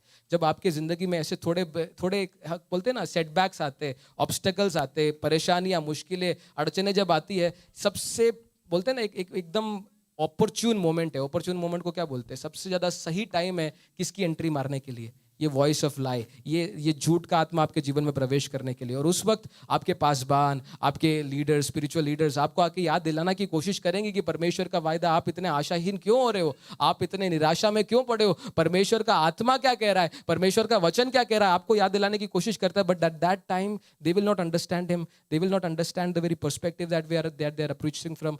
जिस दृष्टिकोण से वो आ रहे हैं और जिस आत्मा के द्वारा वो बोल के आपके पास आकर आपको उस बंधन से बाहर निकालने की कोशिश कर रहे हैं, है वो सुनेंगे नहीं, वो सीधा क्या करने की कोशिश करेंगे, इनको मारने की कोशिश करेंगे। तो कहना क्या चाहता हूं मैं, what is the point that I want to deliver, there are two sorts of voices that always surrounds us. दो प्रकार की आवाजें हमारे चारों ओर हमेशा रहती है, एक है सत्य का आत्मा, एक है सत्य की आवाज, और एक है झूठ का आत्मा, झूठ की आवाज। झूठ की आवाज क्या करती है, सर्प की आवाज क्या कराती है, आपको अपने हालातों को याद दिलाती है, आपको शारीरिक मंडल पे फोकस करने के लिए वो मजबूर करती है। और इसका सबसे बड़ा उदाहरण है, हम उसके लिए एक और भाग में जाएंगे और वहीं से मैं थोड़ा वचन को बांटकर आज के संदेश को विराम देना चाहूंगा। सबसे बड़ा इसका उदाहरण हमको उत्पत्ति की किताब में देखने को मिलता है, उसके 3 अध्याय में। उत्पत्ति की किताब उसके 3 अध्याय में आएंगे तो वहां पर हमें एक अदन की वाटिका के बारे में देखने को मिलता है। अदन की वाटिका जहां पर परमेश्वर ने सब कुछ सुंदर बनाया है, सब कुछ अच्छा है, everything is good and everything is favourable. और आदम और हव्वा में अभी तक कोई खोट नहीं है, किसी प्रकार की अपवित्रता नहीं है। परमेश्वर ने आदम और हव्वा को अदन की वाटिका में रखा और एक ही चीज बोला था। क्या बोला था वो आपको देखने को मिलेगा 2 अध्याय की 15वीं आयत से लेकर 17वीं आयत तक अगर पढ़ेंगे तो परमेश्वर ने एक ही चीज बोला है इंस्ट्रक्शन के रूप में आदम को। बढ़िया, क्या लिखा है, तब यहोवा परमेश्वर ने आदम को लेकर अदन की वाटिका में रख दिया कि वह उसमें काम करे और उसकी रक्षा करे। और यहोवा परमेश्वर ने आदम को यह आज्ञा दी, तू वाटिका के सब वृक्षों का फल बिना खटके खा सकता है, पर भले या बुरे के ज्ञान का जो वृक्ष है उसका फल तू कभी न खाना, क्योंकि जिस दिन तू उसका फल खाएगा उसी दिन अवश्य मर जाएगा। परमेश्वर की बात सिंपल है, तू बेटा सब कुछ खा सकता है लेकिन सिर्फ भले और बुरे के ज्ञान के वृक्ष से नहीं खाना, जिस दिन उसका फल खाएगा तू क्या होने वाला है, मर जाएगा। This is the same instruction. आदम और हव्वा सुनते भी है, इस आत्मा के सुन के चलते भी है, बहुत दिन तक अच्छा चलता है। लेकिन 3 अध्याय में हमारे विलन की एंट्री होती है। 3 अध्याय की पहली आयत को पढ़ेंगे, 2री आयत से पढ़ेंगे तो वहां पर एक विलन आकर उनसे कह रहा है, क्या, अच्छा पहली आयत से ही वो बात करना शुरू कर रहा है। ठीक है, पहली आयत से पढ़िए, क्या लिखा है। यहोवा परमेश्वर ने जितने बनेले पशु बनाए थे उन सब में सर्प धूर्त था। उसने स्त्री से कहा, क्या सच है कि परमेश्वर ने कहा तुम इस वाटिका के किसी वृक्ष का फल न खाना? बीच में एक फाइन, बीच में 2 वृक्ष है, आपका ध्यान में भटक नहीं जाए इसलिए बोल रहा हूँ। बीच में 2 वृक्ष है, कौन कौन से, एक है जीवन का वृक्ष, एक है भले और बुरे के ज्ञान का वृक्ष। भले और बुरे के ज्ञान का वृक्ष खाना मना है, उसमें से नहीं खा सकते, लेकिन जीवन के वृक्ष से मतलब खा सकते हैं। जब सब वृक्ष बोला उसमें कौन सा वृक्ष भी आता है, जीवन का वृक्ष भी आता है। हमारा सर्प इधर आके पूछता है कि ये जो पेड़ है कौन सा, ये जो भले बुरे के ज्ञान का वृक्ष है, क्या सच है परमेश्वर ने कहा इस वाटिका के किसी भी फल को नहीं खा सकते? स्त्री ने क्या कहा, स्त्री ने सर्प से कहा, हाँ। इस वाटिका के वृक्षों के फल हम खा सकते हैं, पर जो वृक्ष वाटिका के बीच में है उसके फल के विषय में परमेश्वर ने कहा है कि न तो तुम उसको खाना और न उसको छूना, नहीं तो मर जाओगे। हमारी हव्वा को बराबर याद है परमेश्वर ने जो बोला, और वो बराबर कम्युनिकेट भी करती है, इनफैक्ट थोड़ा एक्सैजरेट भी करती है। वो क्या बोलती है, ये जो वृक्ष है ना बीच में, परमेश्वर ने इसके फल को खाने से मना किया है। इनफैक्ट परमेश्वर ने बोला है कि इसको छूना भी नहीं है। ये परमेश्वर ने नहीं बोला था, बट एक अपने मन से जोड़ दिया, थोड़ा एग्जैजरेशन करने का मूड आया, कर दिया साहब, बोला इसको क्या नहीं करना है, छूना भी नहीं है। मतलब इसकी नजरों में, हमारी स्त्री की नजरों में ये पेड़ क्या है, अभी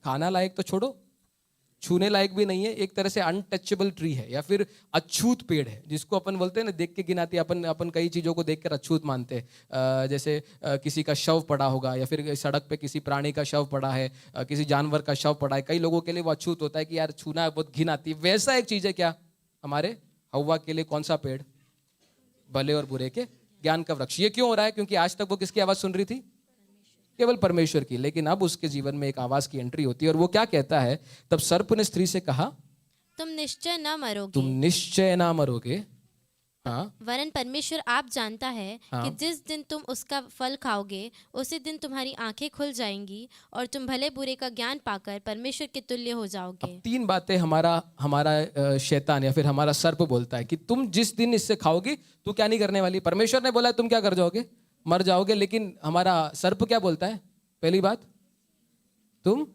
नहीं मरोगे, दूसरा तुम्हारी आंखें खुल जाएगी, तीसरा तुम परमेश्वर के तुल्य हो जाओगे। अब आप मेरे को बताओ, ये सर्प ने सच कहा या झूठ कहा? हमने इसको झूठ का आत्मा बोला ना, तो ये क्या कहा, झूठ कहा होगा ना? नहीं, ये सर्प ने वास्तव में तीनों बातें सच कही है। नहीं मरेगा, और खाने के बाद अगर आप देखें तो वास्तव में क्या हुआ, नहीं मरी। दूसरा बात क्या बोला, तुम्हारी आंखें खुल जाएगी। और अगर आप 7वीं आयत को पढ़े, क्या लिखा है, खाने के बाद क्या हो रहा है, तब उन दोनों की आंखें खुल गई। तब उन दोनों की, हमारे सर्प ने क्या बोला था, खुल जाएगी, क्या हुआ, खुल गई। तीसरा चीज उसने क्या बोला है, तुम परमेश्वर के, ये तो झूठ होगा ना, लेकिन अगर आप उसके 22वीं आयत में आए तो परमेश्वर उनके बारे में एक चीज बोलता है।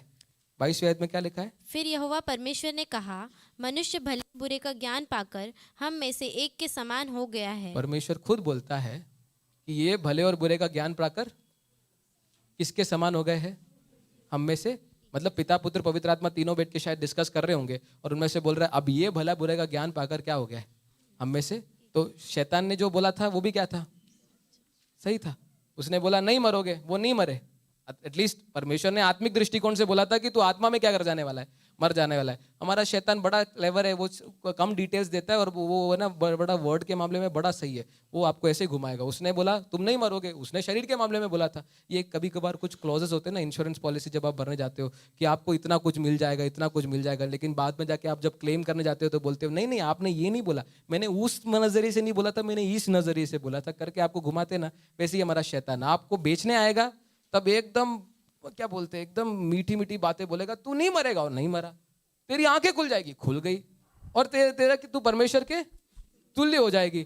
उसने ये नहीं बोला कि तू शरीर में भले ही नहीं मरे, लेकिन तू क्या करने वाला है, आत्मा में मरने वाला है। तेरी आंखें खुल जाएगी ये बोला, लेकिन ये नहीं बोला कि आंखें खुलने के बाद तू अपने आप को क्या पाने वाली है, नंगा पाने वाले हो तुम, तुम्हें शर्म आने वाली है, तुम परमेश्वर से छुपने वाले, तुम्हारा अभिषेक छिन जाने वाला है।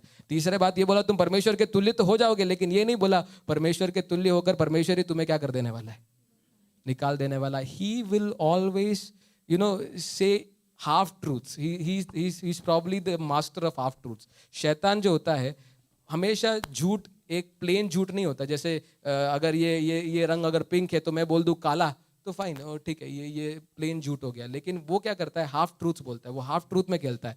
झूठ कब कहलाता है, जब पूरा प्लेनली झूठ हो तभी नहीं, लेकिन अगर आधा सत्य भी कोई बोल दे, वो भी बेसिकली टेक्निकली किसकी कैटेगरी में आता है, झूठ की कैटेगरी में आता है। और हमारा शैतान क्या करता है, आधा सत्य बोल के आपको भरमाता है, और उसने यहाँ पर यही किया। और जैसे ही हमारी इसकी बात सुनी, सर्प की बात सुनी, 6वीं आयत में देखो हमारी हव्वा का क्या रेस्पॉन्स है।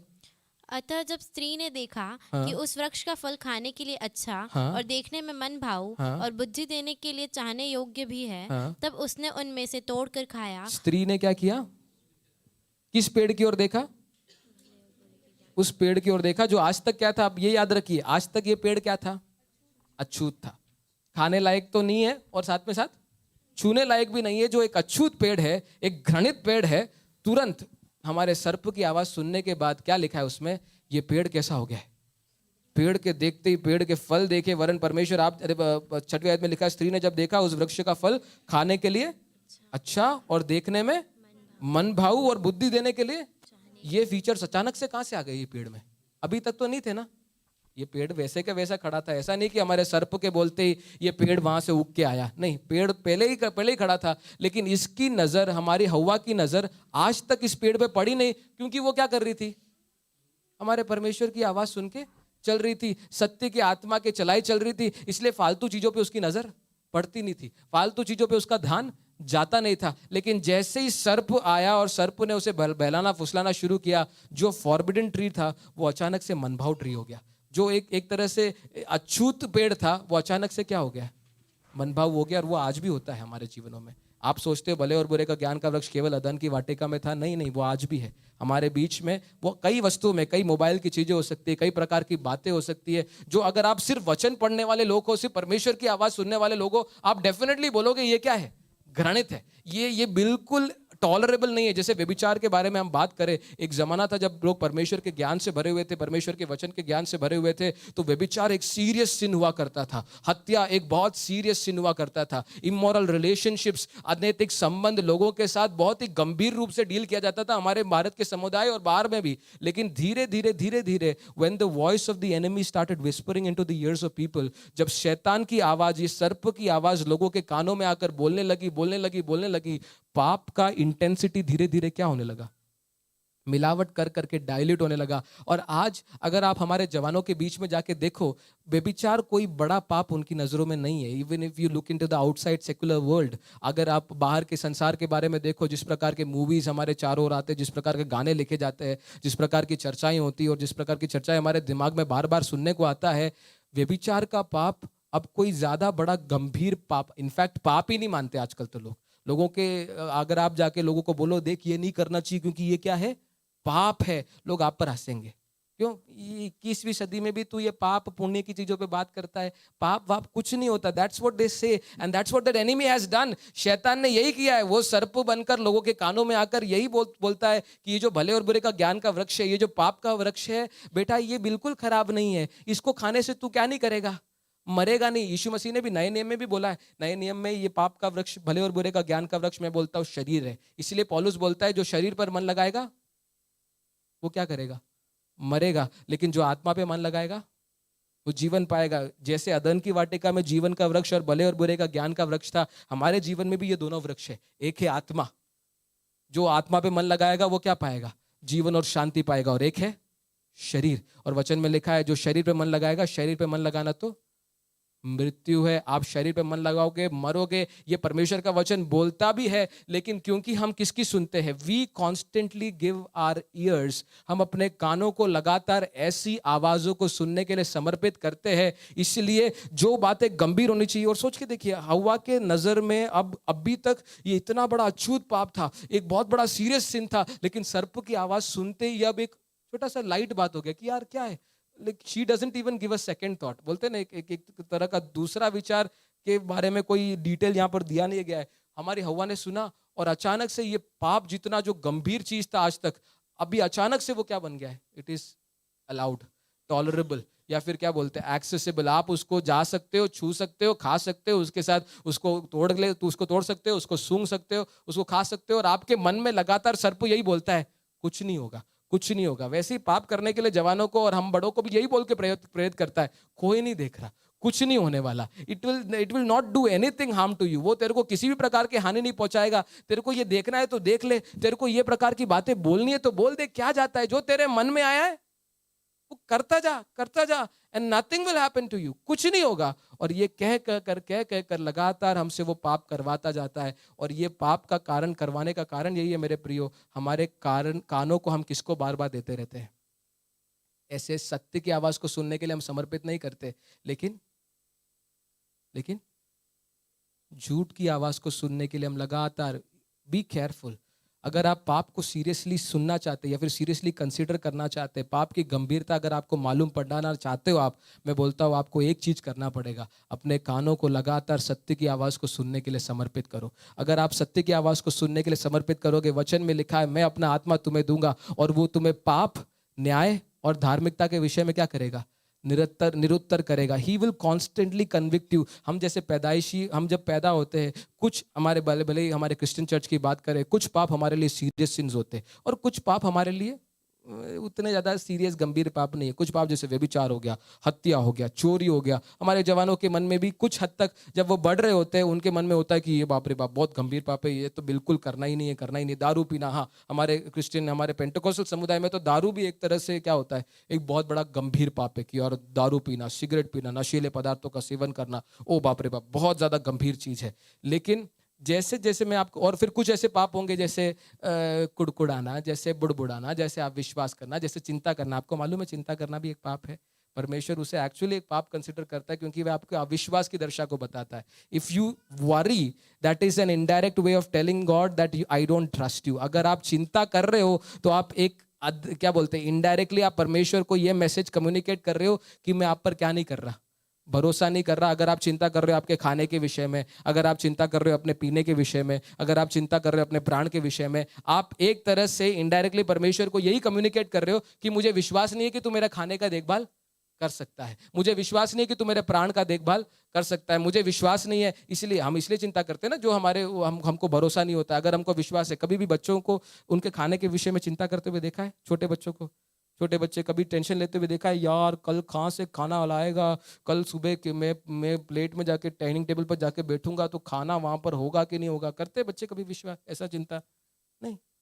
उनको मालूम है पप्पा कहीं ना कहीं से ले आएगा। उनको मालूम है जाके टेबल पे बैठना है, सुबह ब्रेकफास्ट का टाइम हुआ, लंच का टाइम हुआ, डिनर का टाइम हुआ, हमें बस आवाज लगाना है, किचन में जाना है और तुरंत खाना उधर क्या मिलने वाला है, रेडी मिलने वाला। ये विश्वास उनके अंदर है। लेकिन वो चिंता कब करेंगे? जब वो यहाँ से बाहर जाए, अपने पाँव पे खड़े होने लगे, तब उनको मालूम पड़ेगा पप्पा अब यहाँ पर आके, मम्मी अब यहाँ पर आकर मेरे को क्या नहीं बना। मैं जब हॉस्टल में रहता था या फिर जब रांची में रहता था, वैसे खाने का तो ज़्यादा फर्क नहीं पड़ता है, पर कभी कभार जब भूख लगती थी मेरे को ये चिंता होती थी कि यार घर पे जाके अब क्या बनाऊंगा। क्योंकि अब यहाँ पर तो वो चिंता नहीं होती, क्योंकि मुझे मालूम है मम्मी है, अक्सा है, कुछ ना कुछ बना, अनिदा आंटी भी है, कुछ ना कुछ बना के दे देंगे हमको, मेरे को खाने को कुछ ना कुछ तो मिल जाएगा। लेकिन जब मैं अकेले रहा करता था तब ये चिंता सताई करती थी कि बाप रे बाप अब घर पे जाऊंगा तो क्या बनाऊंगा, फिर उसके लिए पहले से ही प्रबंध करना पड़ता था। ये चिंता भी एक तरह से अविश्वास का चिन्ह है, और इन पापों को हम बहुत लाइटली कंसिडर करते हैं, बोलते ये छोटा मोटा पाप है। लेकिन जैसे आप सत्य की आवाज को, पॉइंट यही है, जैसे आप सत्य की आवाज को सुनना शुरू करोगे, आपका गंभीरता, पाप के प्रति आपका इंटेंसिटी मीटर बढ़ता जाएगा। और केवल वो पाप नहीं जो बहुत बोलते हैं ना, जिनको हम मेजर सिंस करके कैटेगराइज करते हैं, लेकिन छोटे छोटे पाप भी आपको ऐसा कायल करना शुरू करेंगे। छोटी छोटी बातें, आपके मुख से निकली एक बात जो अनजाने में हो या फिर जानबूझ के हो, आपको कायल करने लगेगी। और इसलिए आप अगर देखें यशायाह की किताब में, यशायाह को किस बात को लेकर रोना शुरू हुआ? यशायाह जब परमेश्वर की महिमा को देखता है और परमेश्वर के सिंहासन के सामने खड़ा होता है, वो क्या बोल के रोता है? मैंने व्यभिचार किया, अయ్యో मैंने हत्या किया, अయ్యो मैंने दारू पिया। ये बोल के व्यभिचार, ये बोल के रिहाई करता है। वो क्या बोलता है? मैं अशुद्ध होठ। ये होठ के बारे में तो हम कभी सोचते ही नहीं। अशुद्ध होठ मतलब इसमें से पिछले दिनों में ऐसी बातें निकली है जो क्या है, परमेश्वर की महिमा को देखते ही उसका इंटेंसिटी पाप के प्रति जो था, आज तक वो सिर्फ मेजर पाप को लेकर हाय हाय नहीं करता है, वो छोटे से छोटे पाप को लेकर भी क्या करना शुरू कर जाता है, हाय हाय करना शुरू करता है। He will begin to grieve, and that is one of my personal experience also. जब मैं छोटा था तब कुछ पाप थे जिनको गंभीर पाप मानता था, जैसे दारू हो गया, ये फलानी बातें। लेकिन जैसे ही सत्य की आवाज को सुनना शुरू किया है, इवन छोटे से छोटा पाप, इवन वो चाहे वो पैसे का मैटर हो, 1 रुपया का मैटर हो, मेरे लिए वो सीरियस मैटर है। मैं कभी कभार ये दुकानों में जाता हूँ, तो दुकानों में जाते वक्त बिल, जब भी चर्च के काम से दुकानों में जाता हूँ तो मैं बिल मांगता हूँ कि इस चर्च के नाम पर बिल काट के दे दो। और दुकाने वालों को पता नहीं क्या इंटेंसिटी है, पैसा। जैसे अगर बैटरी, पिछले दिन की बात है, मैं बैटरी खरीदता था, बैटरी का कीमत है 20 रुपया, एमआरपी उसका 22 रुपया या फिर 23 रुपया है। तो उसने बिल बनाया 22 रुपए का, और उसके मल्टीप्लाई करके जितना भी नंबर ऑफ टाइम्स लिया, और उसके बाद उसने पैसा मुझसे कितना लिया, 20 रुपया। उसने बोला भैया, जैसे मेरे को प्रसन्न करने के लिए, भैया मैं आपसे 200 रुपये ले रहा हूँ, पर मैं बिल पे कितना लिख रहा हूँ, 220 रुपीज़। आप ये क्योंकि, और मैंने उसको बोला नहीं भैया, अगर मेरे से आप 200 रुपये ले रहे हो तो बिल पे भी क्या लिखो, 200 रुपये ही रखो। And that is how we do it, हम ऐसे ही करते हैं। लेकिन वो चौंक गया और वो पूछने लगा, नहीं बाकी लोग जो आते हैं संस्था के काम से, दूसरे कामों से, और जब भी बिल बनाने के लिए बोलते हैं, वो देते पैसा कुछ कम है लेकिन बिल ज्यादा का फाड़ते, क्योंकि वहां जाके फिर संस्था के सामने जब वो बिल प्रेजेंट करेंगे तो उतना पैसा आएगा। And that wasn't a major sin for me when I was a child. जब मैं छोटा बच्चा था, एक जवान था, वो मेरे लिए एक मेजर पाप नहीं था। चीटिंग जिसको हमारे बच्चे तो इतना लाइटली लेते, बाप रे बाप, वो तो जैसे हमारा जन्म से अधिकार है। कॉलेज में गए, स्कूल में चीटिंग नहीं किया, माँ बोले बाप क्या है, लड़का है तू, ऐसा करके। सच्ची में बच्चों के बीच में अगर आप जाके देखें, वहाँ पर अगर आप उनको जानते हैं, उन्होंने चीटिंग नहीं किया तो वो उनको एक तरह से क्या बोलते हैं, एक तरह से अछूत जाति मानते। कुछ बच्चे होते हैं ना जो चीटिंग करने के लिए अपनी कॉपियां नहीं देते, चीटिंग करने के लिए अपने क्या बोलते हैं पेपर को नहीं देते, उनसे सवाल पूछते तो वो बच्चे मुंह फेर लेते। उन बच्चों को, हमारे अधिकतर क्लास के बच्चे, और मैं भी ऐसा ही था उस समय में, हम उनको अछूत मानते हैं। एक्चुअली हम उनको ऐसा बोलते हैं, ज़्यादा भाव खा रहा है, ज़्यादा पढ़ाकू कीड़ा है, इसको अब तो किसी काम में बुलाएंगे नहीं, इसको अब खेलने जाएंगे तो इसको टीम में नहीं लेंगे। And we used to discriminate them, क्योंकि वो क्या नहीं कर रहे, चीटिंग करने के लिए अपना पेपर मुझे नहीं दे रहा है। और वो हमारे बच्चों के बीच में ऐसा है कि मेंटालिटी भी है, लेकिन जब से वचन को जाना है, जब से बाइबल कॉलेज में गया और परमेश्वर की बातों को हमने देखना शुरू किया, चीटिंग इज अ मेजर सिन। पाप करना वो एक तरह से चोरी करना है। भले तो बच्चों को कई बार बोलता हूँ ये चोरी करना है, बच्चे बोलते कहाँ चोरी कर रहा हूँ, मैं थोड़ी चोरी कर रहा हूँ। वो उसका ज्ञान है, तुमने तैयारी नहीं किया, तुमने नहीं कमाया उसे, वो अपनी कमाई को वहां पर प्रकट कर रहा है, तुम उसकी कमाई में से थोड़ा लेकर चुरा रहे हो। You are stealing, that's an indirect way, that's an academical stealing. अगर आप एकेडमिक वे में जाते हैं तो उसको प्लेजरिज्म बोलते हैं, एक तरह से क्या बोलते हैं, किसी का कंटेंट चुराना, वो भी चोरी है। लेकिन ये गंभीरता कब आती है? मैं ये सारे उदाहरण क्यों दे रहा हूँ? क्योंकि हमारी नजरों में ये पाप, कई पाप तो पाप ही नहीं है। एक पाप है ग्लटनी, इसके बारे में मैं जैसे विरुद्ध चोर में जाता हूँ, मेरे को ज्यादा मालूम पड़ता है। एक पाप है ग्लटनी, यानी कि पेटूपना। वो हमारे पेंटेकोस्टल सर्कल में भी अभी तक वो पाप की कैटेगरी में आया नहीं है। पेटूपना मालूम है आपको? वचन में पेटूपना, पियक्कड़पने को परमेश्वर बहुत ज्यादा कंडेम करता है। और वो बोलता है पेटूपने का मतलब है जरूरत से ज्यादा खा। आपका पेट भर चुका है लेकिन फिर भी आप खाए जा रहे हो। और कई घरों में जाते हो तो मेरे साथ ऐसा होता है, और मेरे को अंदर से डर लग रहा होता है कि कहीं मैं पेटूपने में तो नहीं कर रहा हूँ। फिर भी कई लोग प्रेम करते हैं, प्रेम से बोलते हैं नहीं खाना पड़ेगा आपको, खा के डाल के दो। ये क्यों हो रहा है? Because we have not considered gluttony as a sin. And अभी तक वो हमारे लिस्टों में भी कहीं नहीं आया है, क्योंकि उसका शायद प्रचार नहीं होता, या फिर वो उतने मेजर सिन्स में आता नहीं है। व्यभिचार तो बहुत प्रचार करना है क्योंकि वो बहुत मेजर सिन है। पेटूपना, मैं आपको वो बता दूं, पेटूपना भी परमेश्वर की नजरों में क्या है? पाप है। अगर जितना आवश्यकता है उससे ज्यादा वारी वाली चीज को हिंदी में क्या बोलते हैं कि आप हैं अनशन, हाँ अनशन, खाए जा रहे हो। आपकी जरूरत से ज्यादा भी आप क्या कर रहे हो? वचन के आधार पर क्या कर रहे हो? ये नहीं मालूम था? हाँ, ये तब होता है जब आप अपने कान किसको देना शुरू करते हो? सत्य की आत्मा को। He will guide you in the ways of truth. ज्यादा अभिलाषा, पैसों की ज्यादा अभिलाषा, जरूरत से ज्यादा, कि मुझे हमेशा दिन रात सोते जागते उठते वक्त हम करते रहते पैसा पैसा पैसा पैसा पैसा करते रहते। वचन हमें बोलता है कि वो भी क्या है? पाप है। अगर आप अपनी तारीफ कर रहे हैं, अगर अपनी प्रशंसा आप ज्यादा सुनना चाहते हैं, ये भी क्या है? एक तरह there are levels of sin that we are not even aware of. ऐसे कई मंडल है पाप के जिनके प्रति हम अनजान है, पर परमेश्वर अनुग्रहकारी है, इसलिए हमें हर दिन वो क्या करता रहता है?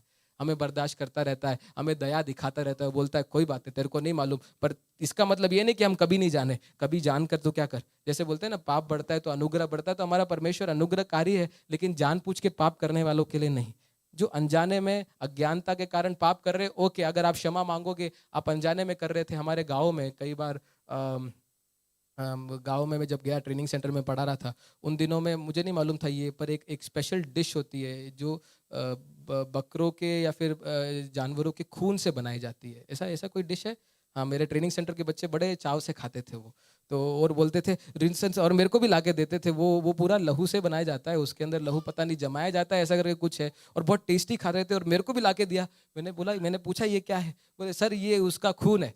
मैंने बोला भाई रे बाप, मैं खून थोड़ी खाऊंगा, क्योंकि वचन में लिखा है कि तू जानवर को उसके लहू समेत नहीं खाना करके मैंने मना किया। वो बोले सर ये पाप है क्या? ये भी पाप होता है क्या सर? वो ये तो मेरे को मालूम ही नहीं था। फिर उसके बाद से उम्मीद है बच्चे ने नहीं खाया है।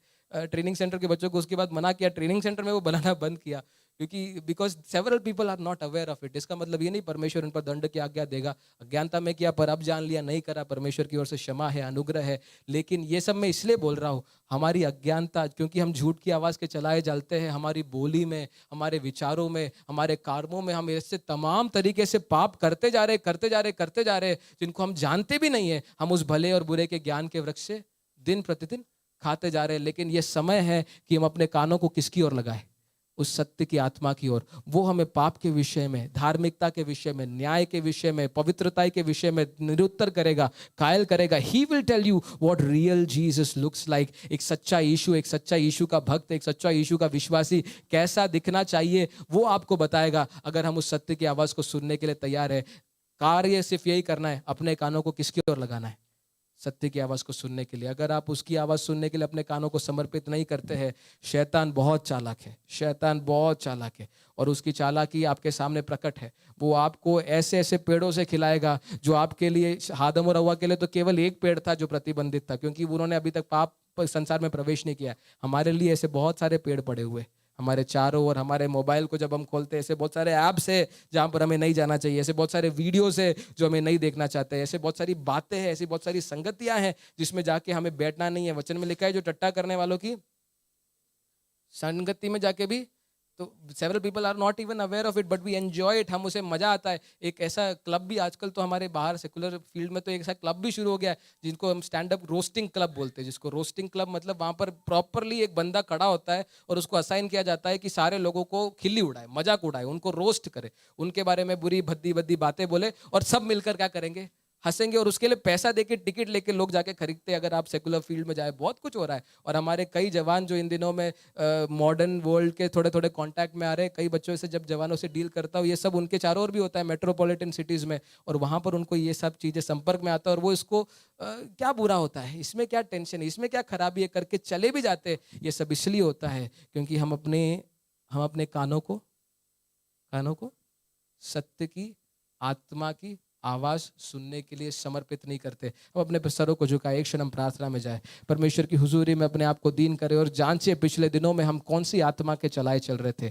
कालेब के समान उस और आत्मा के, उस सत्य की आत्मा के, अगर उस सत्य के आत्मा के चलाए चल रहे हो, वो आपको नित्य दिन यीशु की याद दिलाएगा। वो नित्य दिन आपको पाप, धार्मिकता और न्याय के विषय में निरुत्तर करेगा, प्रभु यीशु के द्वारा कही गई बातों को याद दिलाएगा। लेकिन अगर आपके जहन में वो बातें याद में आती नहीं है, आपको पिछले संडे का प्रचार क्या है वो याद नहीं आ रहा, आपको प्रचार में आप प्रार्थना करते बैठते वक्त वचन से आपको क्या बात किया वो आपको याद नहीं आ रहा है, लेकिन आपको तमाम संसार की बातें याद आ रही है, मैं आपको बताना चाहता हूं मेरे प्रियो, कोई और आत्मा आपसे बात कर रही है। किसी संसार की आत्मा, जिसको पौलुस बार बार बोलता है, संसार की आत्मा संसार की बातें बार बार आपको याद दिलाता रहता है, लेकिन सत्य का आत्मा सत्य की बातें आपको निरंतर याद दिलाता रहेगा। अगर संसार की आत्मा के हम चलाए चलेंगे, बुड़बुड़ाना हमारा जीवन शैली बन जाने वाला है। हम बुड़बुड़ाएंगे, हर एक चीज के प्रति खुड़कुड़ाएंगे, हम देखेंगे लोगों ने हमारे लिए क्या क्या नहीं किया है और हम उन कारणों को बोलकर उनके खिलाफ बुड़बुड़ाने का कारण ढूंढ लेंगे। हम शिकायत करने वाले बन जाएंगे, हम पथराव करने वाले बन जाएंगे। लेकिन हम सत्य की आत्मा के अगर चलाए चलते हैं, हम क्षमा करने वाले बनेंगे, हम प्रेम करने वाले बनेंगे, हम धार्मिकता के पीछे भागने वाले बनेंगे। उसके लिए अपने आप को समर्पित करके एक क्षण अपने सरों को झुकाए, प्रार्थना में जाए, परमेश्वर से कहिए, प्रभु ये सत्य का आत्मा मुझे चाहिए, जिसका वादा तूने प्रभु यूहन्ना के सुसमाचार में किया था, जिसका वादा तूने यीशु प्रभु इस संसार को छोड़ के जाने से पहले किया था कि जब तू जाएगा तू मुझे एक सत्य का आत्मा देगा, एक सहायक देगा जो मुझे पाप के विषय में, धार्मिकता के विषय में निरुत्तर करेगा और प्रभु यीशु मसीह की बातें याद दिलाएगा। मुझे जानना यीशु ने मेरे विषय में क्या कहा है, मेरे जीवन के हर एक क्षेत्र, मेरे जीवन के, मेरे परिवार के विषय में, मेरे बच्चों के विषय में, मेरे चाल चलन के विषय में, मेरे मन की अवस्था के विषय में यीशु क्या कहता है वो मुझे जानना है। यीशु मसीह अपने चेलों को बहुत सारी बातें कहना तो चाहता था, लेकिन यीशु मसीह कहता है तुम अभी उसे सह नहीं सकते। जो संसार की आत्मा से चलाए चलते वो प्रभु यीशु मसीह की बातों को सह नहीं पाएंगे। जब यीशु आपसे बात करने को आएगा, जब यीशु आपको सुधारने को आएगा, पाप के विषय में, धार्मिकता के विषय में, न्याय के विषय में, लेकिन अगर आप संसार की आत्मा के नहीं सत्य की आत्मा के चलाए चलते हैं, वो जो भी आपको कहेगा वो आप उसे सह पाएंगे, आप उसे ग्रहण कर पाएंगे, क्योंकि आप किसी और आत्मा के चलाए चलते हो। आप निराशा में पड़े रोते नहीं रहोगे, आप बंधनों में जकड़े हुए नहीं रहोगे, आप अपने वायदों से हमेशा वंचित नहीं रहते रहोगे, आपका वायदा आपसे हमेशा चिंता नहीं रहेगा, लेकिन आप उन वायदों को हासिल करने वाले कालेब के समान, यहोशू के समान, और आप ही नहीं लेकिन आपके वंश भी उस वायदे को हासिल करने वाले बनेंगे। वचन में लिखा है, परमेश्वर कालेब से कहता है क्योंकि तू किसी और आत्मा के चलाए चला और मेरा अनुसरण किया, इसलिए मैं तेरे वंश को भी, तेरे को तो निज भूमि दूंगा ही दूंगा, लेकिन तेरे वंश को भी उसका अधिकारी बनाऊंगा। परमेश्वर का यह वादा है मेरे प्रियो उन लोगों के लिए जो सत्य की आवाज की खोजी है, the voice of truth, the voice of truth. और उस आवाज को अपने जीवनों में आप पुकारिए। वो वचन में मिलता है, वो प्रार्थना में मिलता है, वो संगति में मिलता है, आत्मिक संगतियों में मिलता है। उसकी ओर हम बाट जो है, हमारे स्वर्गीय पिता, हम आपके चरणों में आते राजा, आज के इस दिन के लिए हम धन्यवाद देते हैं, इस समय के लिए हम धन्यवाद देते हैं प्रभु। अपने आप को आपकी उपस्थिति में हम दीन करते हैं, हम ये स्वीकार करते हैं प्रभु, कई बार हम सत्य की आत्मा की जगह संसार की आत्मा के चलाए चले प्रभु, और उस आत्मा के साथ साथ हम कई ऐसे अनर्थ के वृक्षों से खाते रहे जो प्रभु आपके दिल को ठेस पहुंचाते रहते हैं, जो प्रभु हमें आपसे दूर करते जाते हैं। लेकिन प्रभु आज कलीसिया के रूप में हम लौटना चाहते हैं प्रभु, हम प्राप्त करना चाहते हैं उस सत्य की आत्मा को जो हमें सत्य के मार्गों में अगुवाई दे, हमें जीवन के वृक्ष की ओर लेकर जाए, अनंत जीवन की बातें हमें सिखाए, आत्मा की बातों पर हमारे ध्यान को लगाए, हमारे पाप, हमारे चाल चलन में जो जो पाप है, हमारे विचार में, हमारे सोच में, हमारे व्यवहार में जो जो गलत बातें हो रही है, उसके बारे में प्रभु आप हमें निरुत्तर कीजिए, उसके बारे में पिता परमेश्वर आप हमें कायल कीजिए। ऐसा हम चाहते हैं हमारे कलीसिया के छोटे बच्चों से लेकर बड़ों तक प्रभु इस सत्य की आत्मा के द्वारा ही चलने पाए। कोई भी इस संसार में पिता परमेश्वर संसार की आत्मा में खोएगा नहीं, उस आत्मा के चलेगा नहीं, लेकिन आपकी आत्मा को प्राप्त कर दिन प्रतिदिन आपके करीब आएगा। ऐसी हम प्रार्थना करते हैं। सारे विषयों के लिए धन्यवाद प्रभु यीशु मसीह के नाम से हम मांगते हैं, आमेन आमेन। परमेश्वर आप सबों को आशीष दे। बच्चे आगे आ सकते हैं, अपने गीतों को जो तो उन्होंने तैयार किया है उनको गीत को गाकर अपने वचनों को बोल सकते हैं। बड़े बच्चे आज आयत बोलेंगे।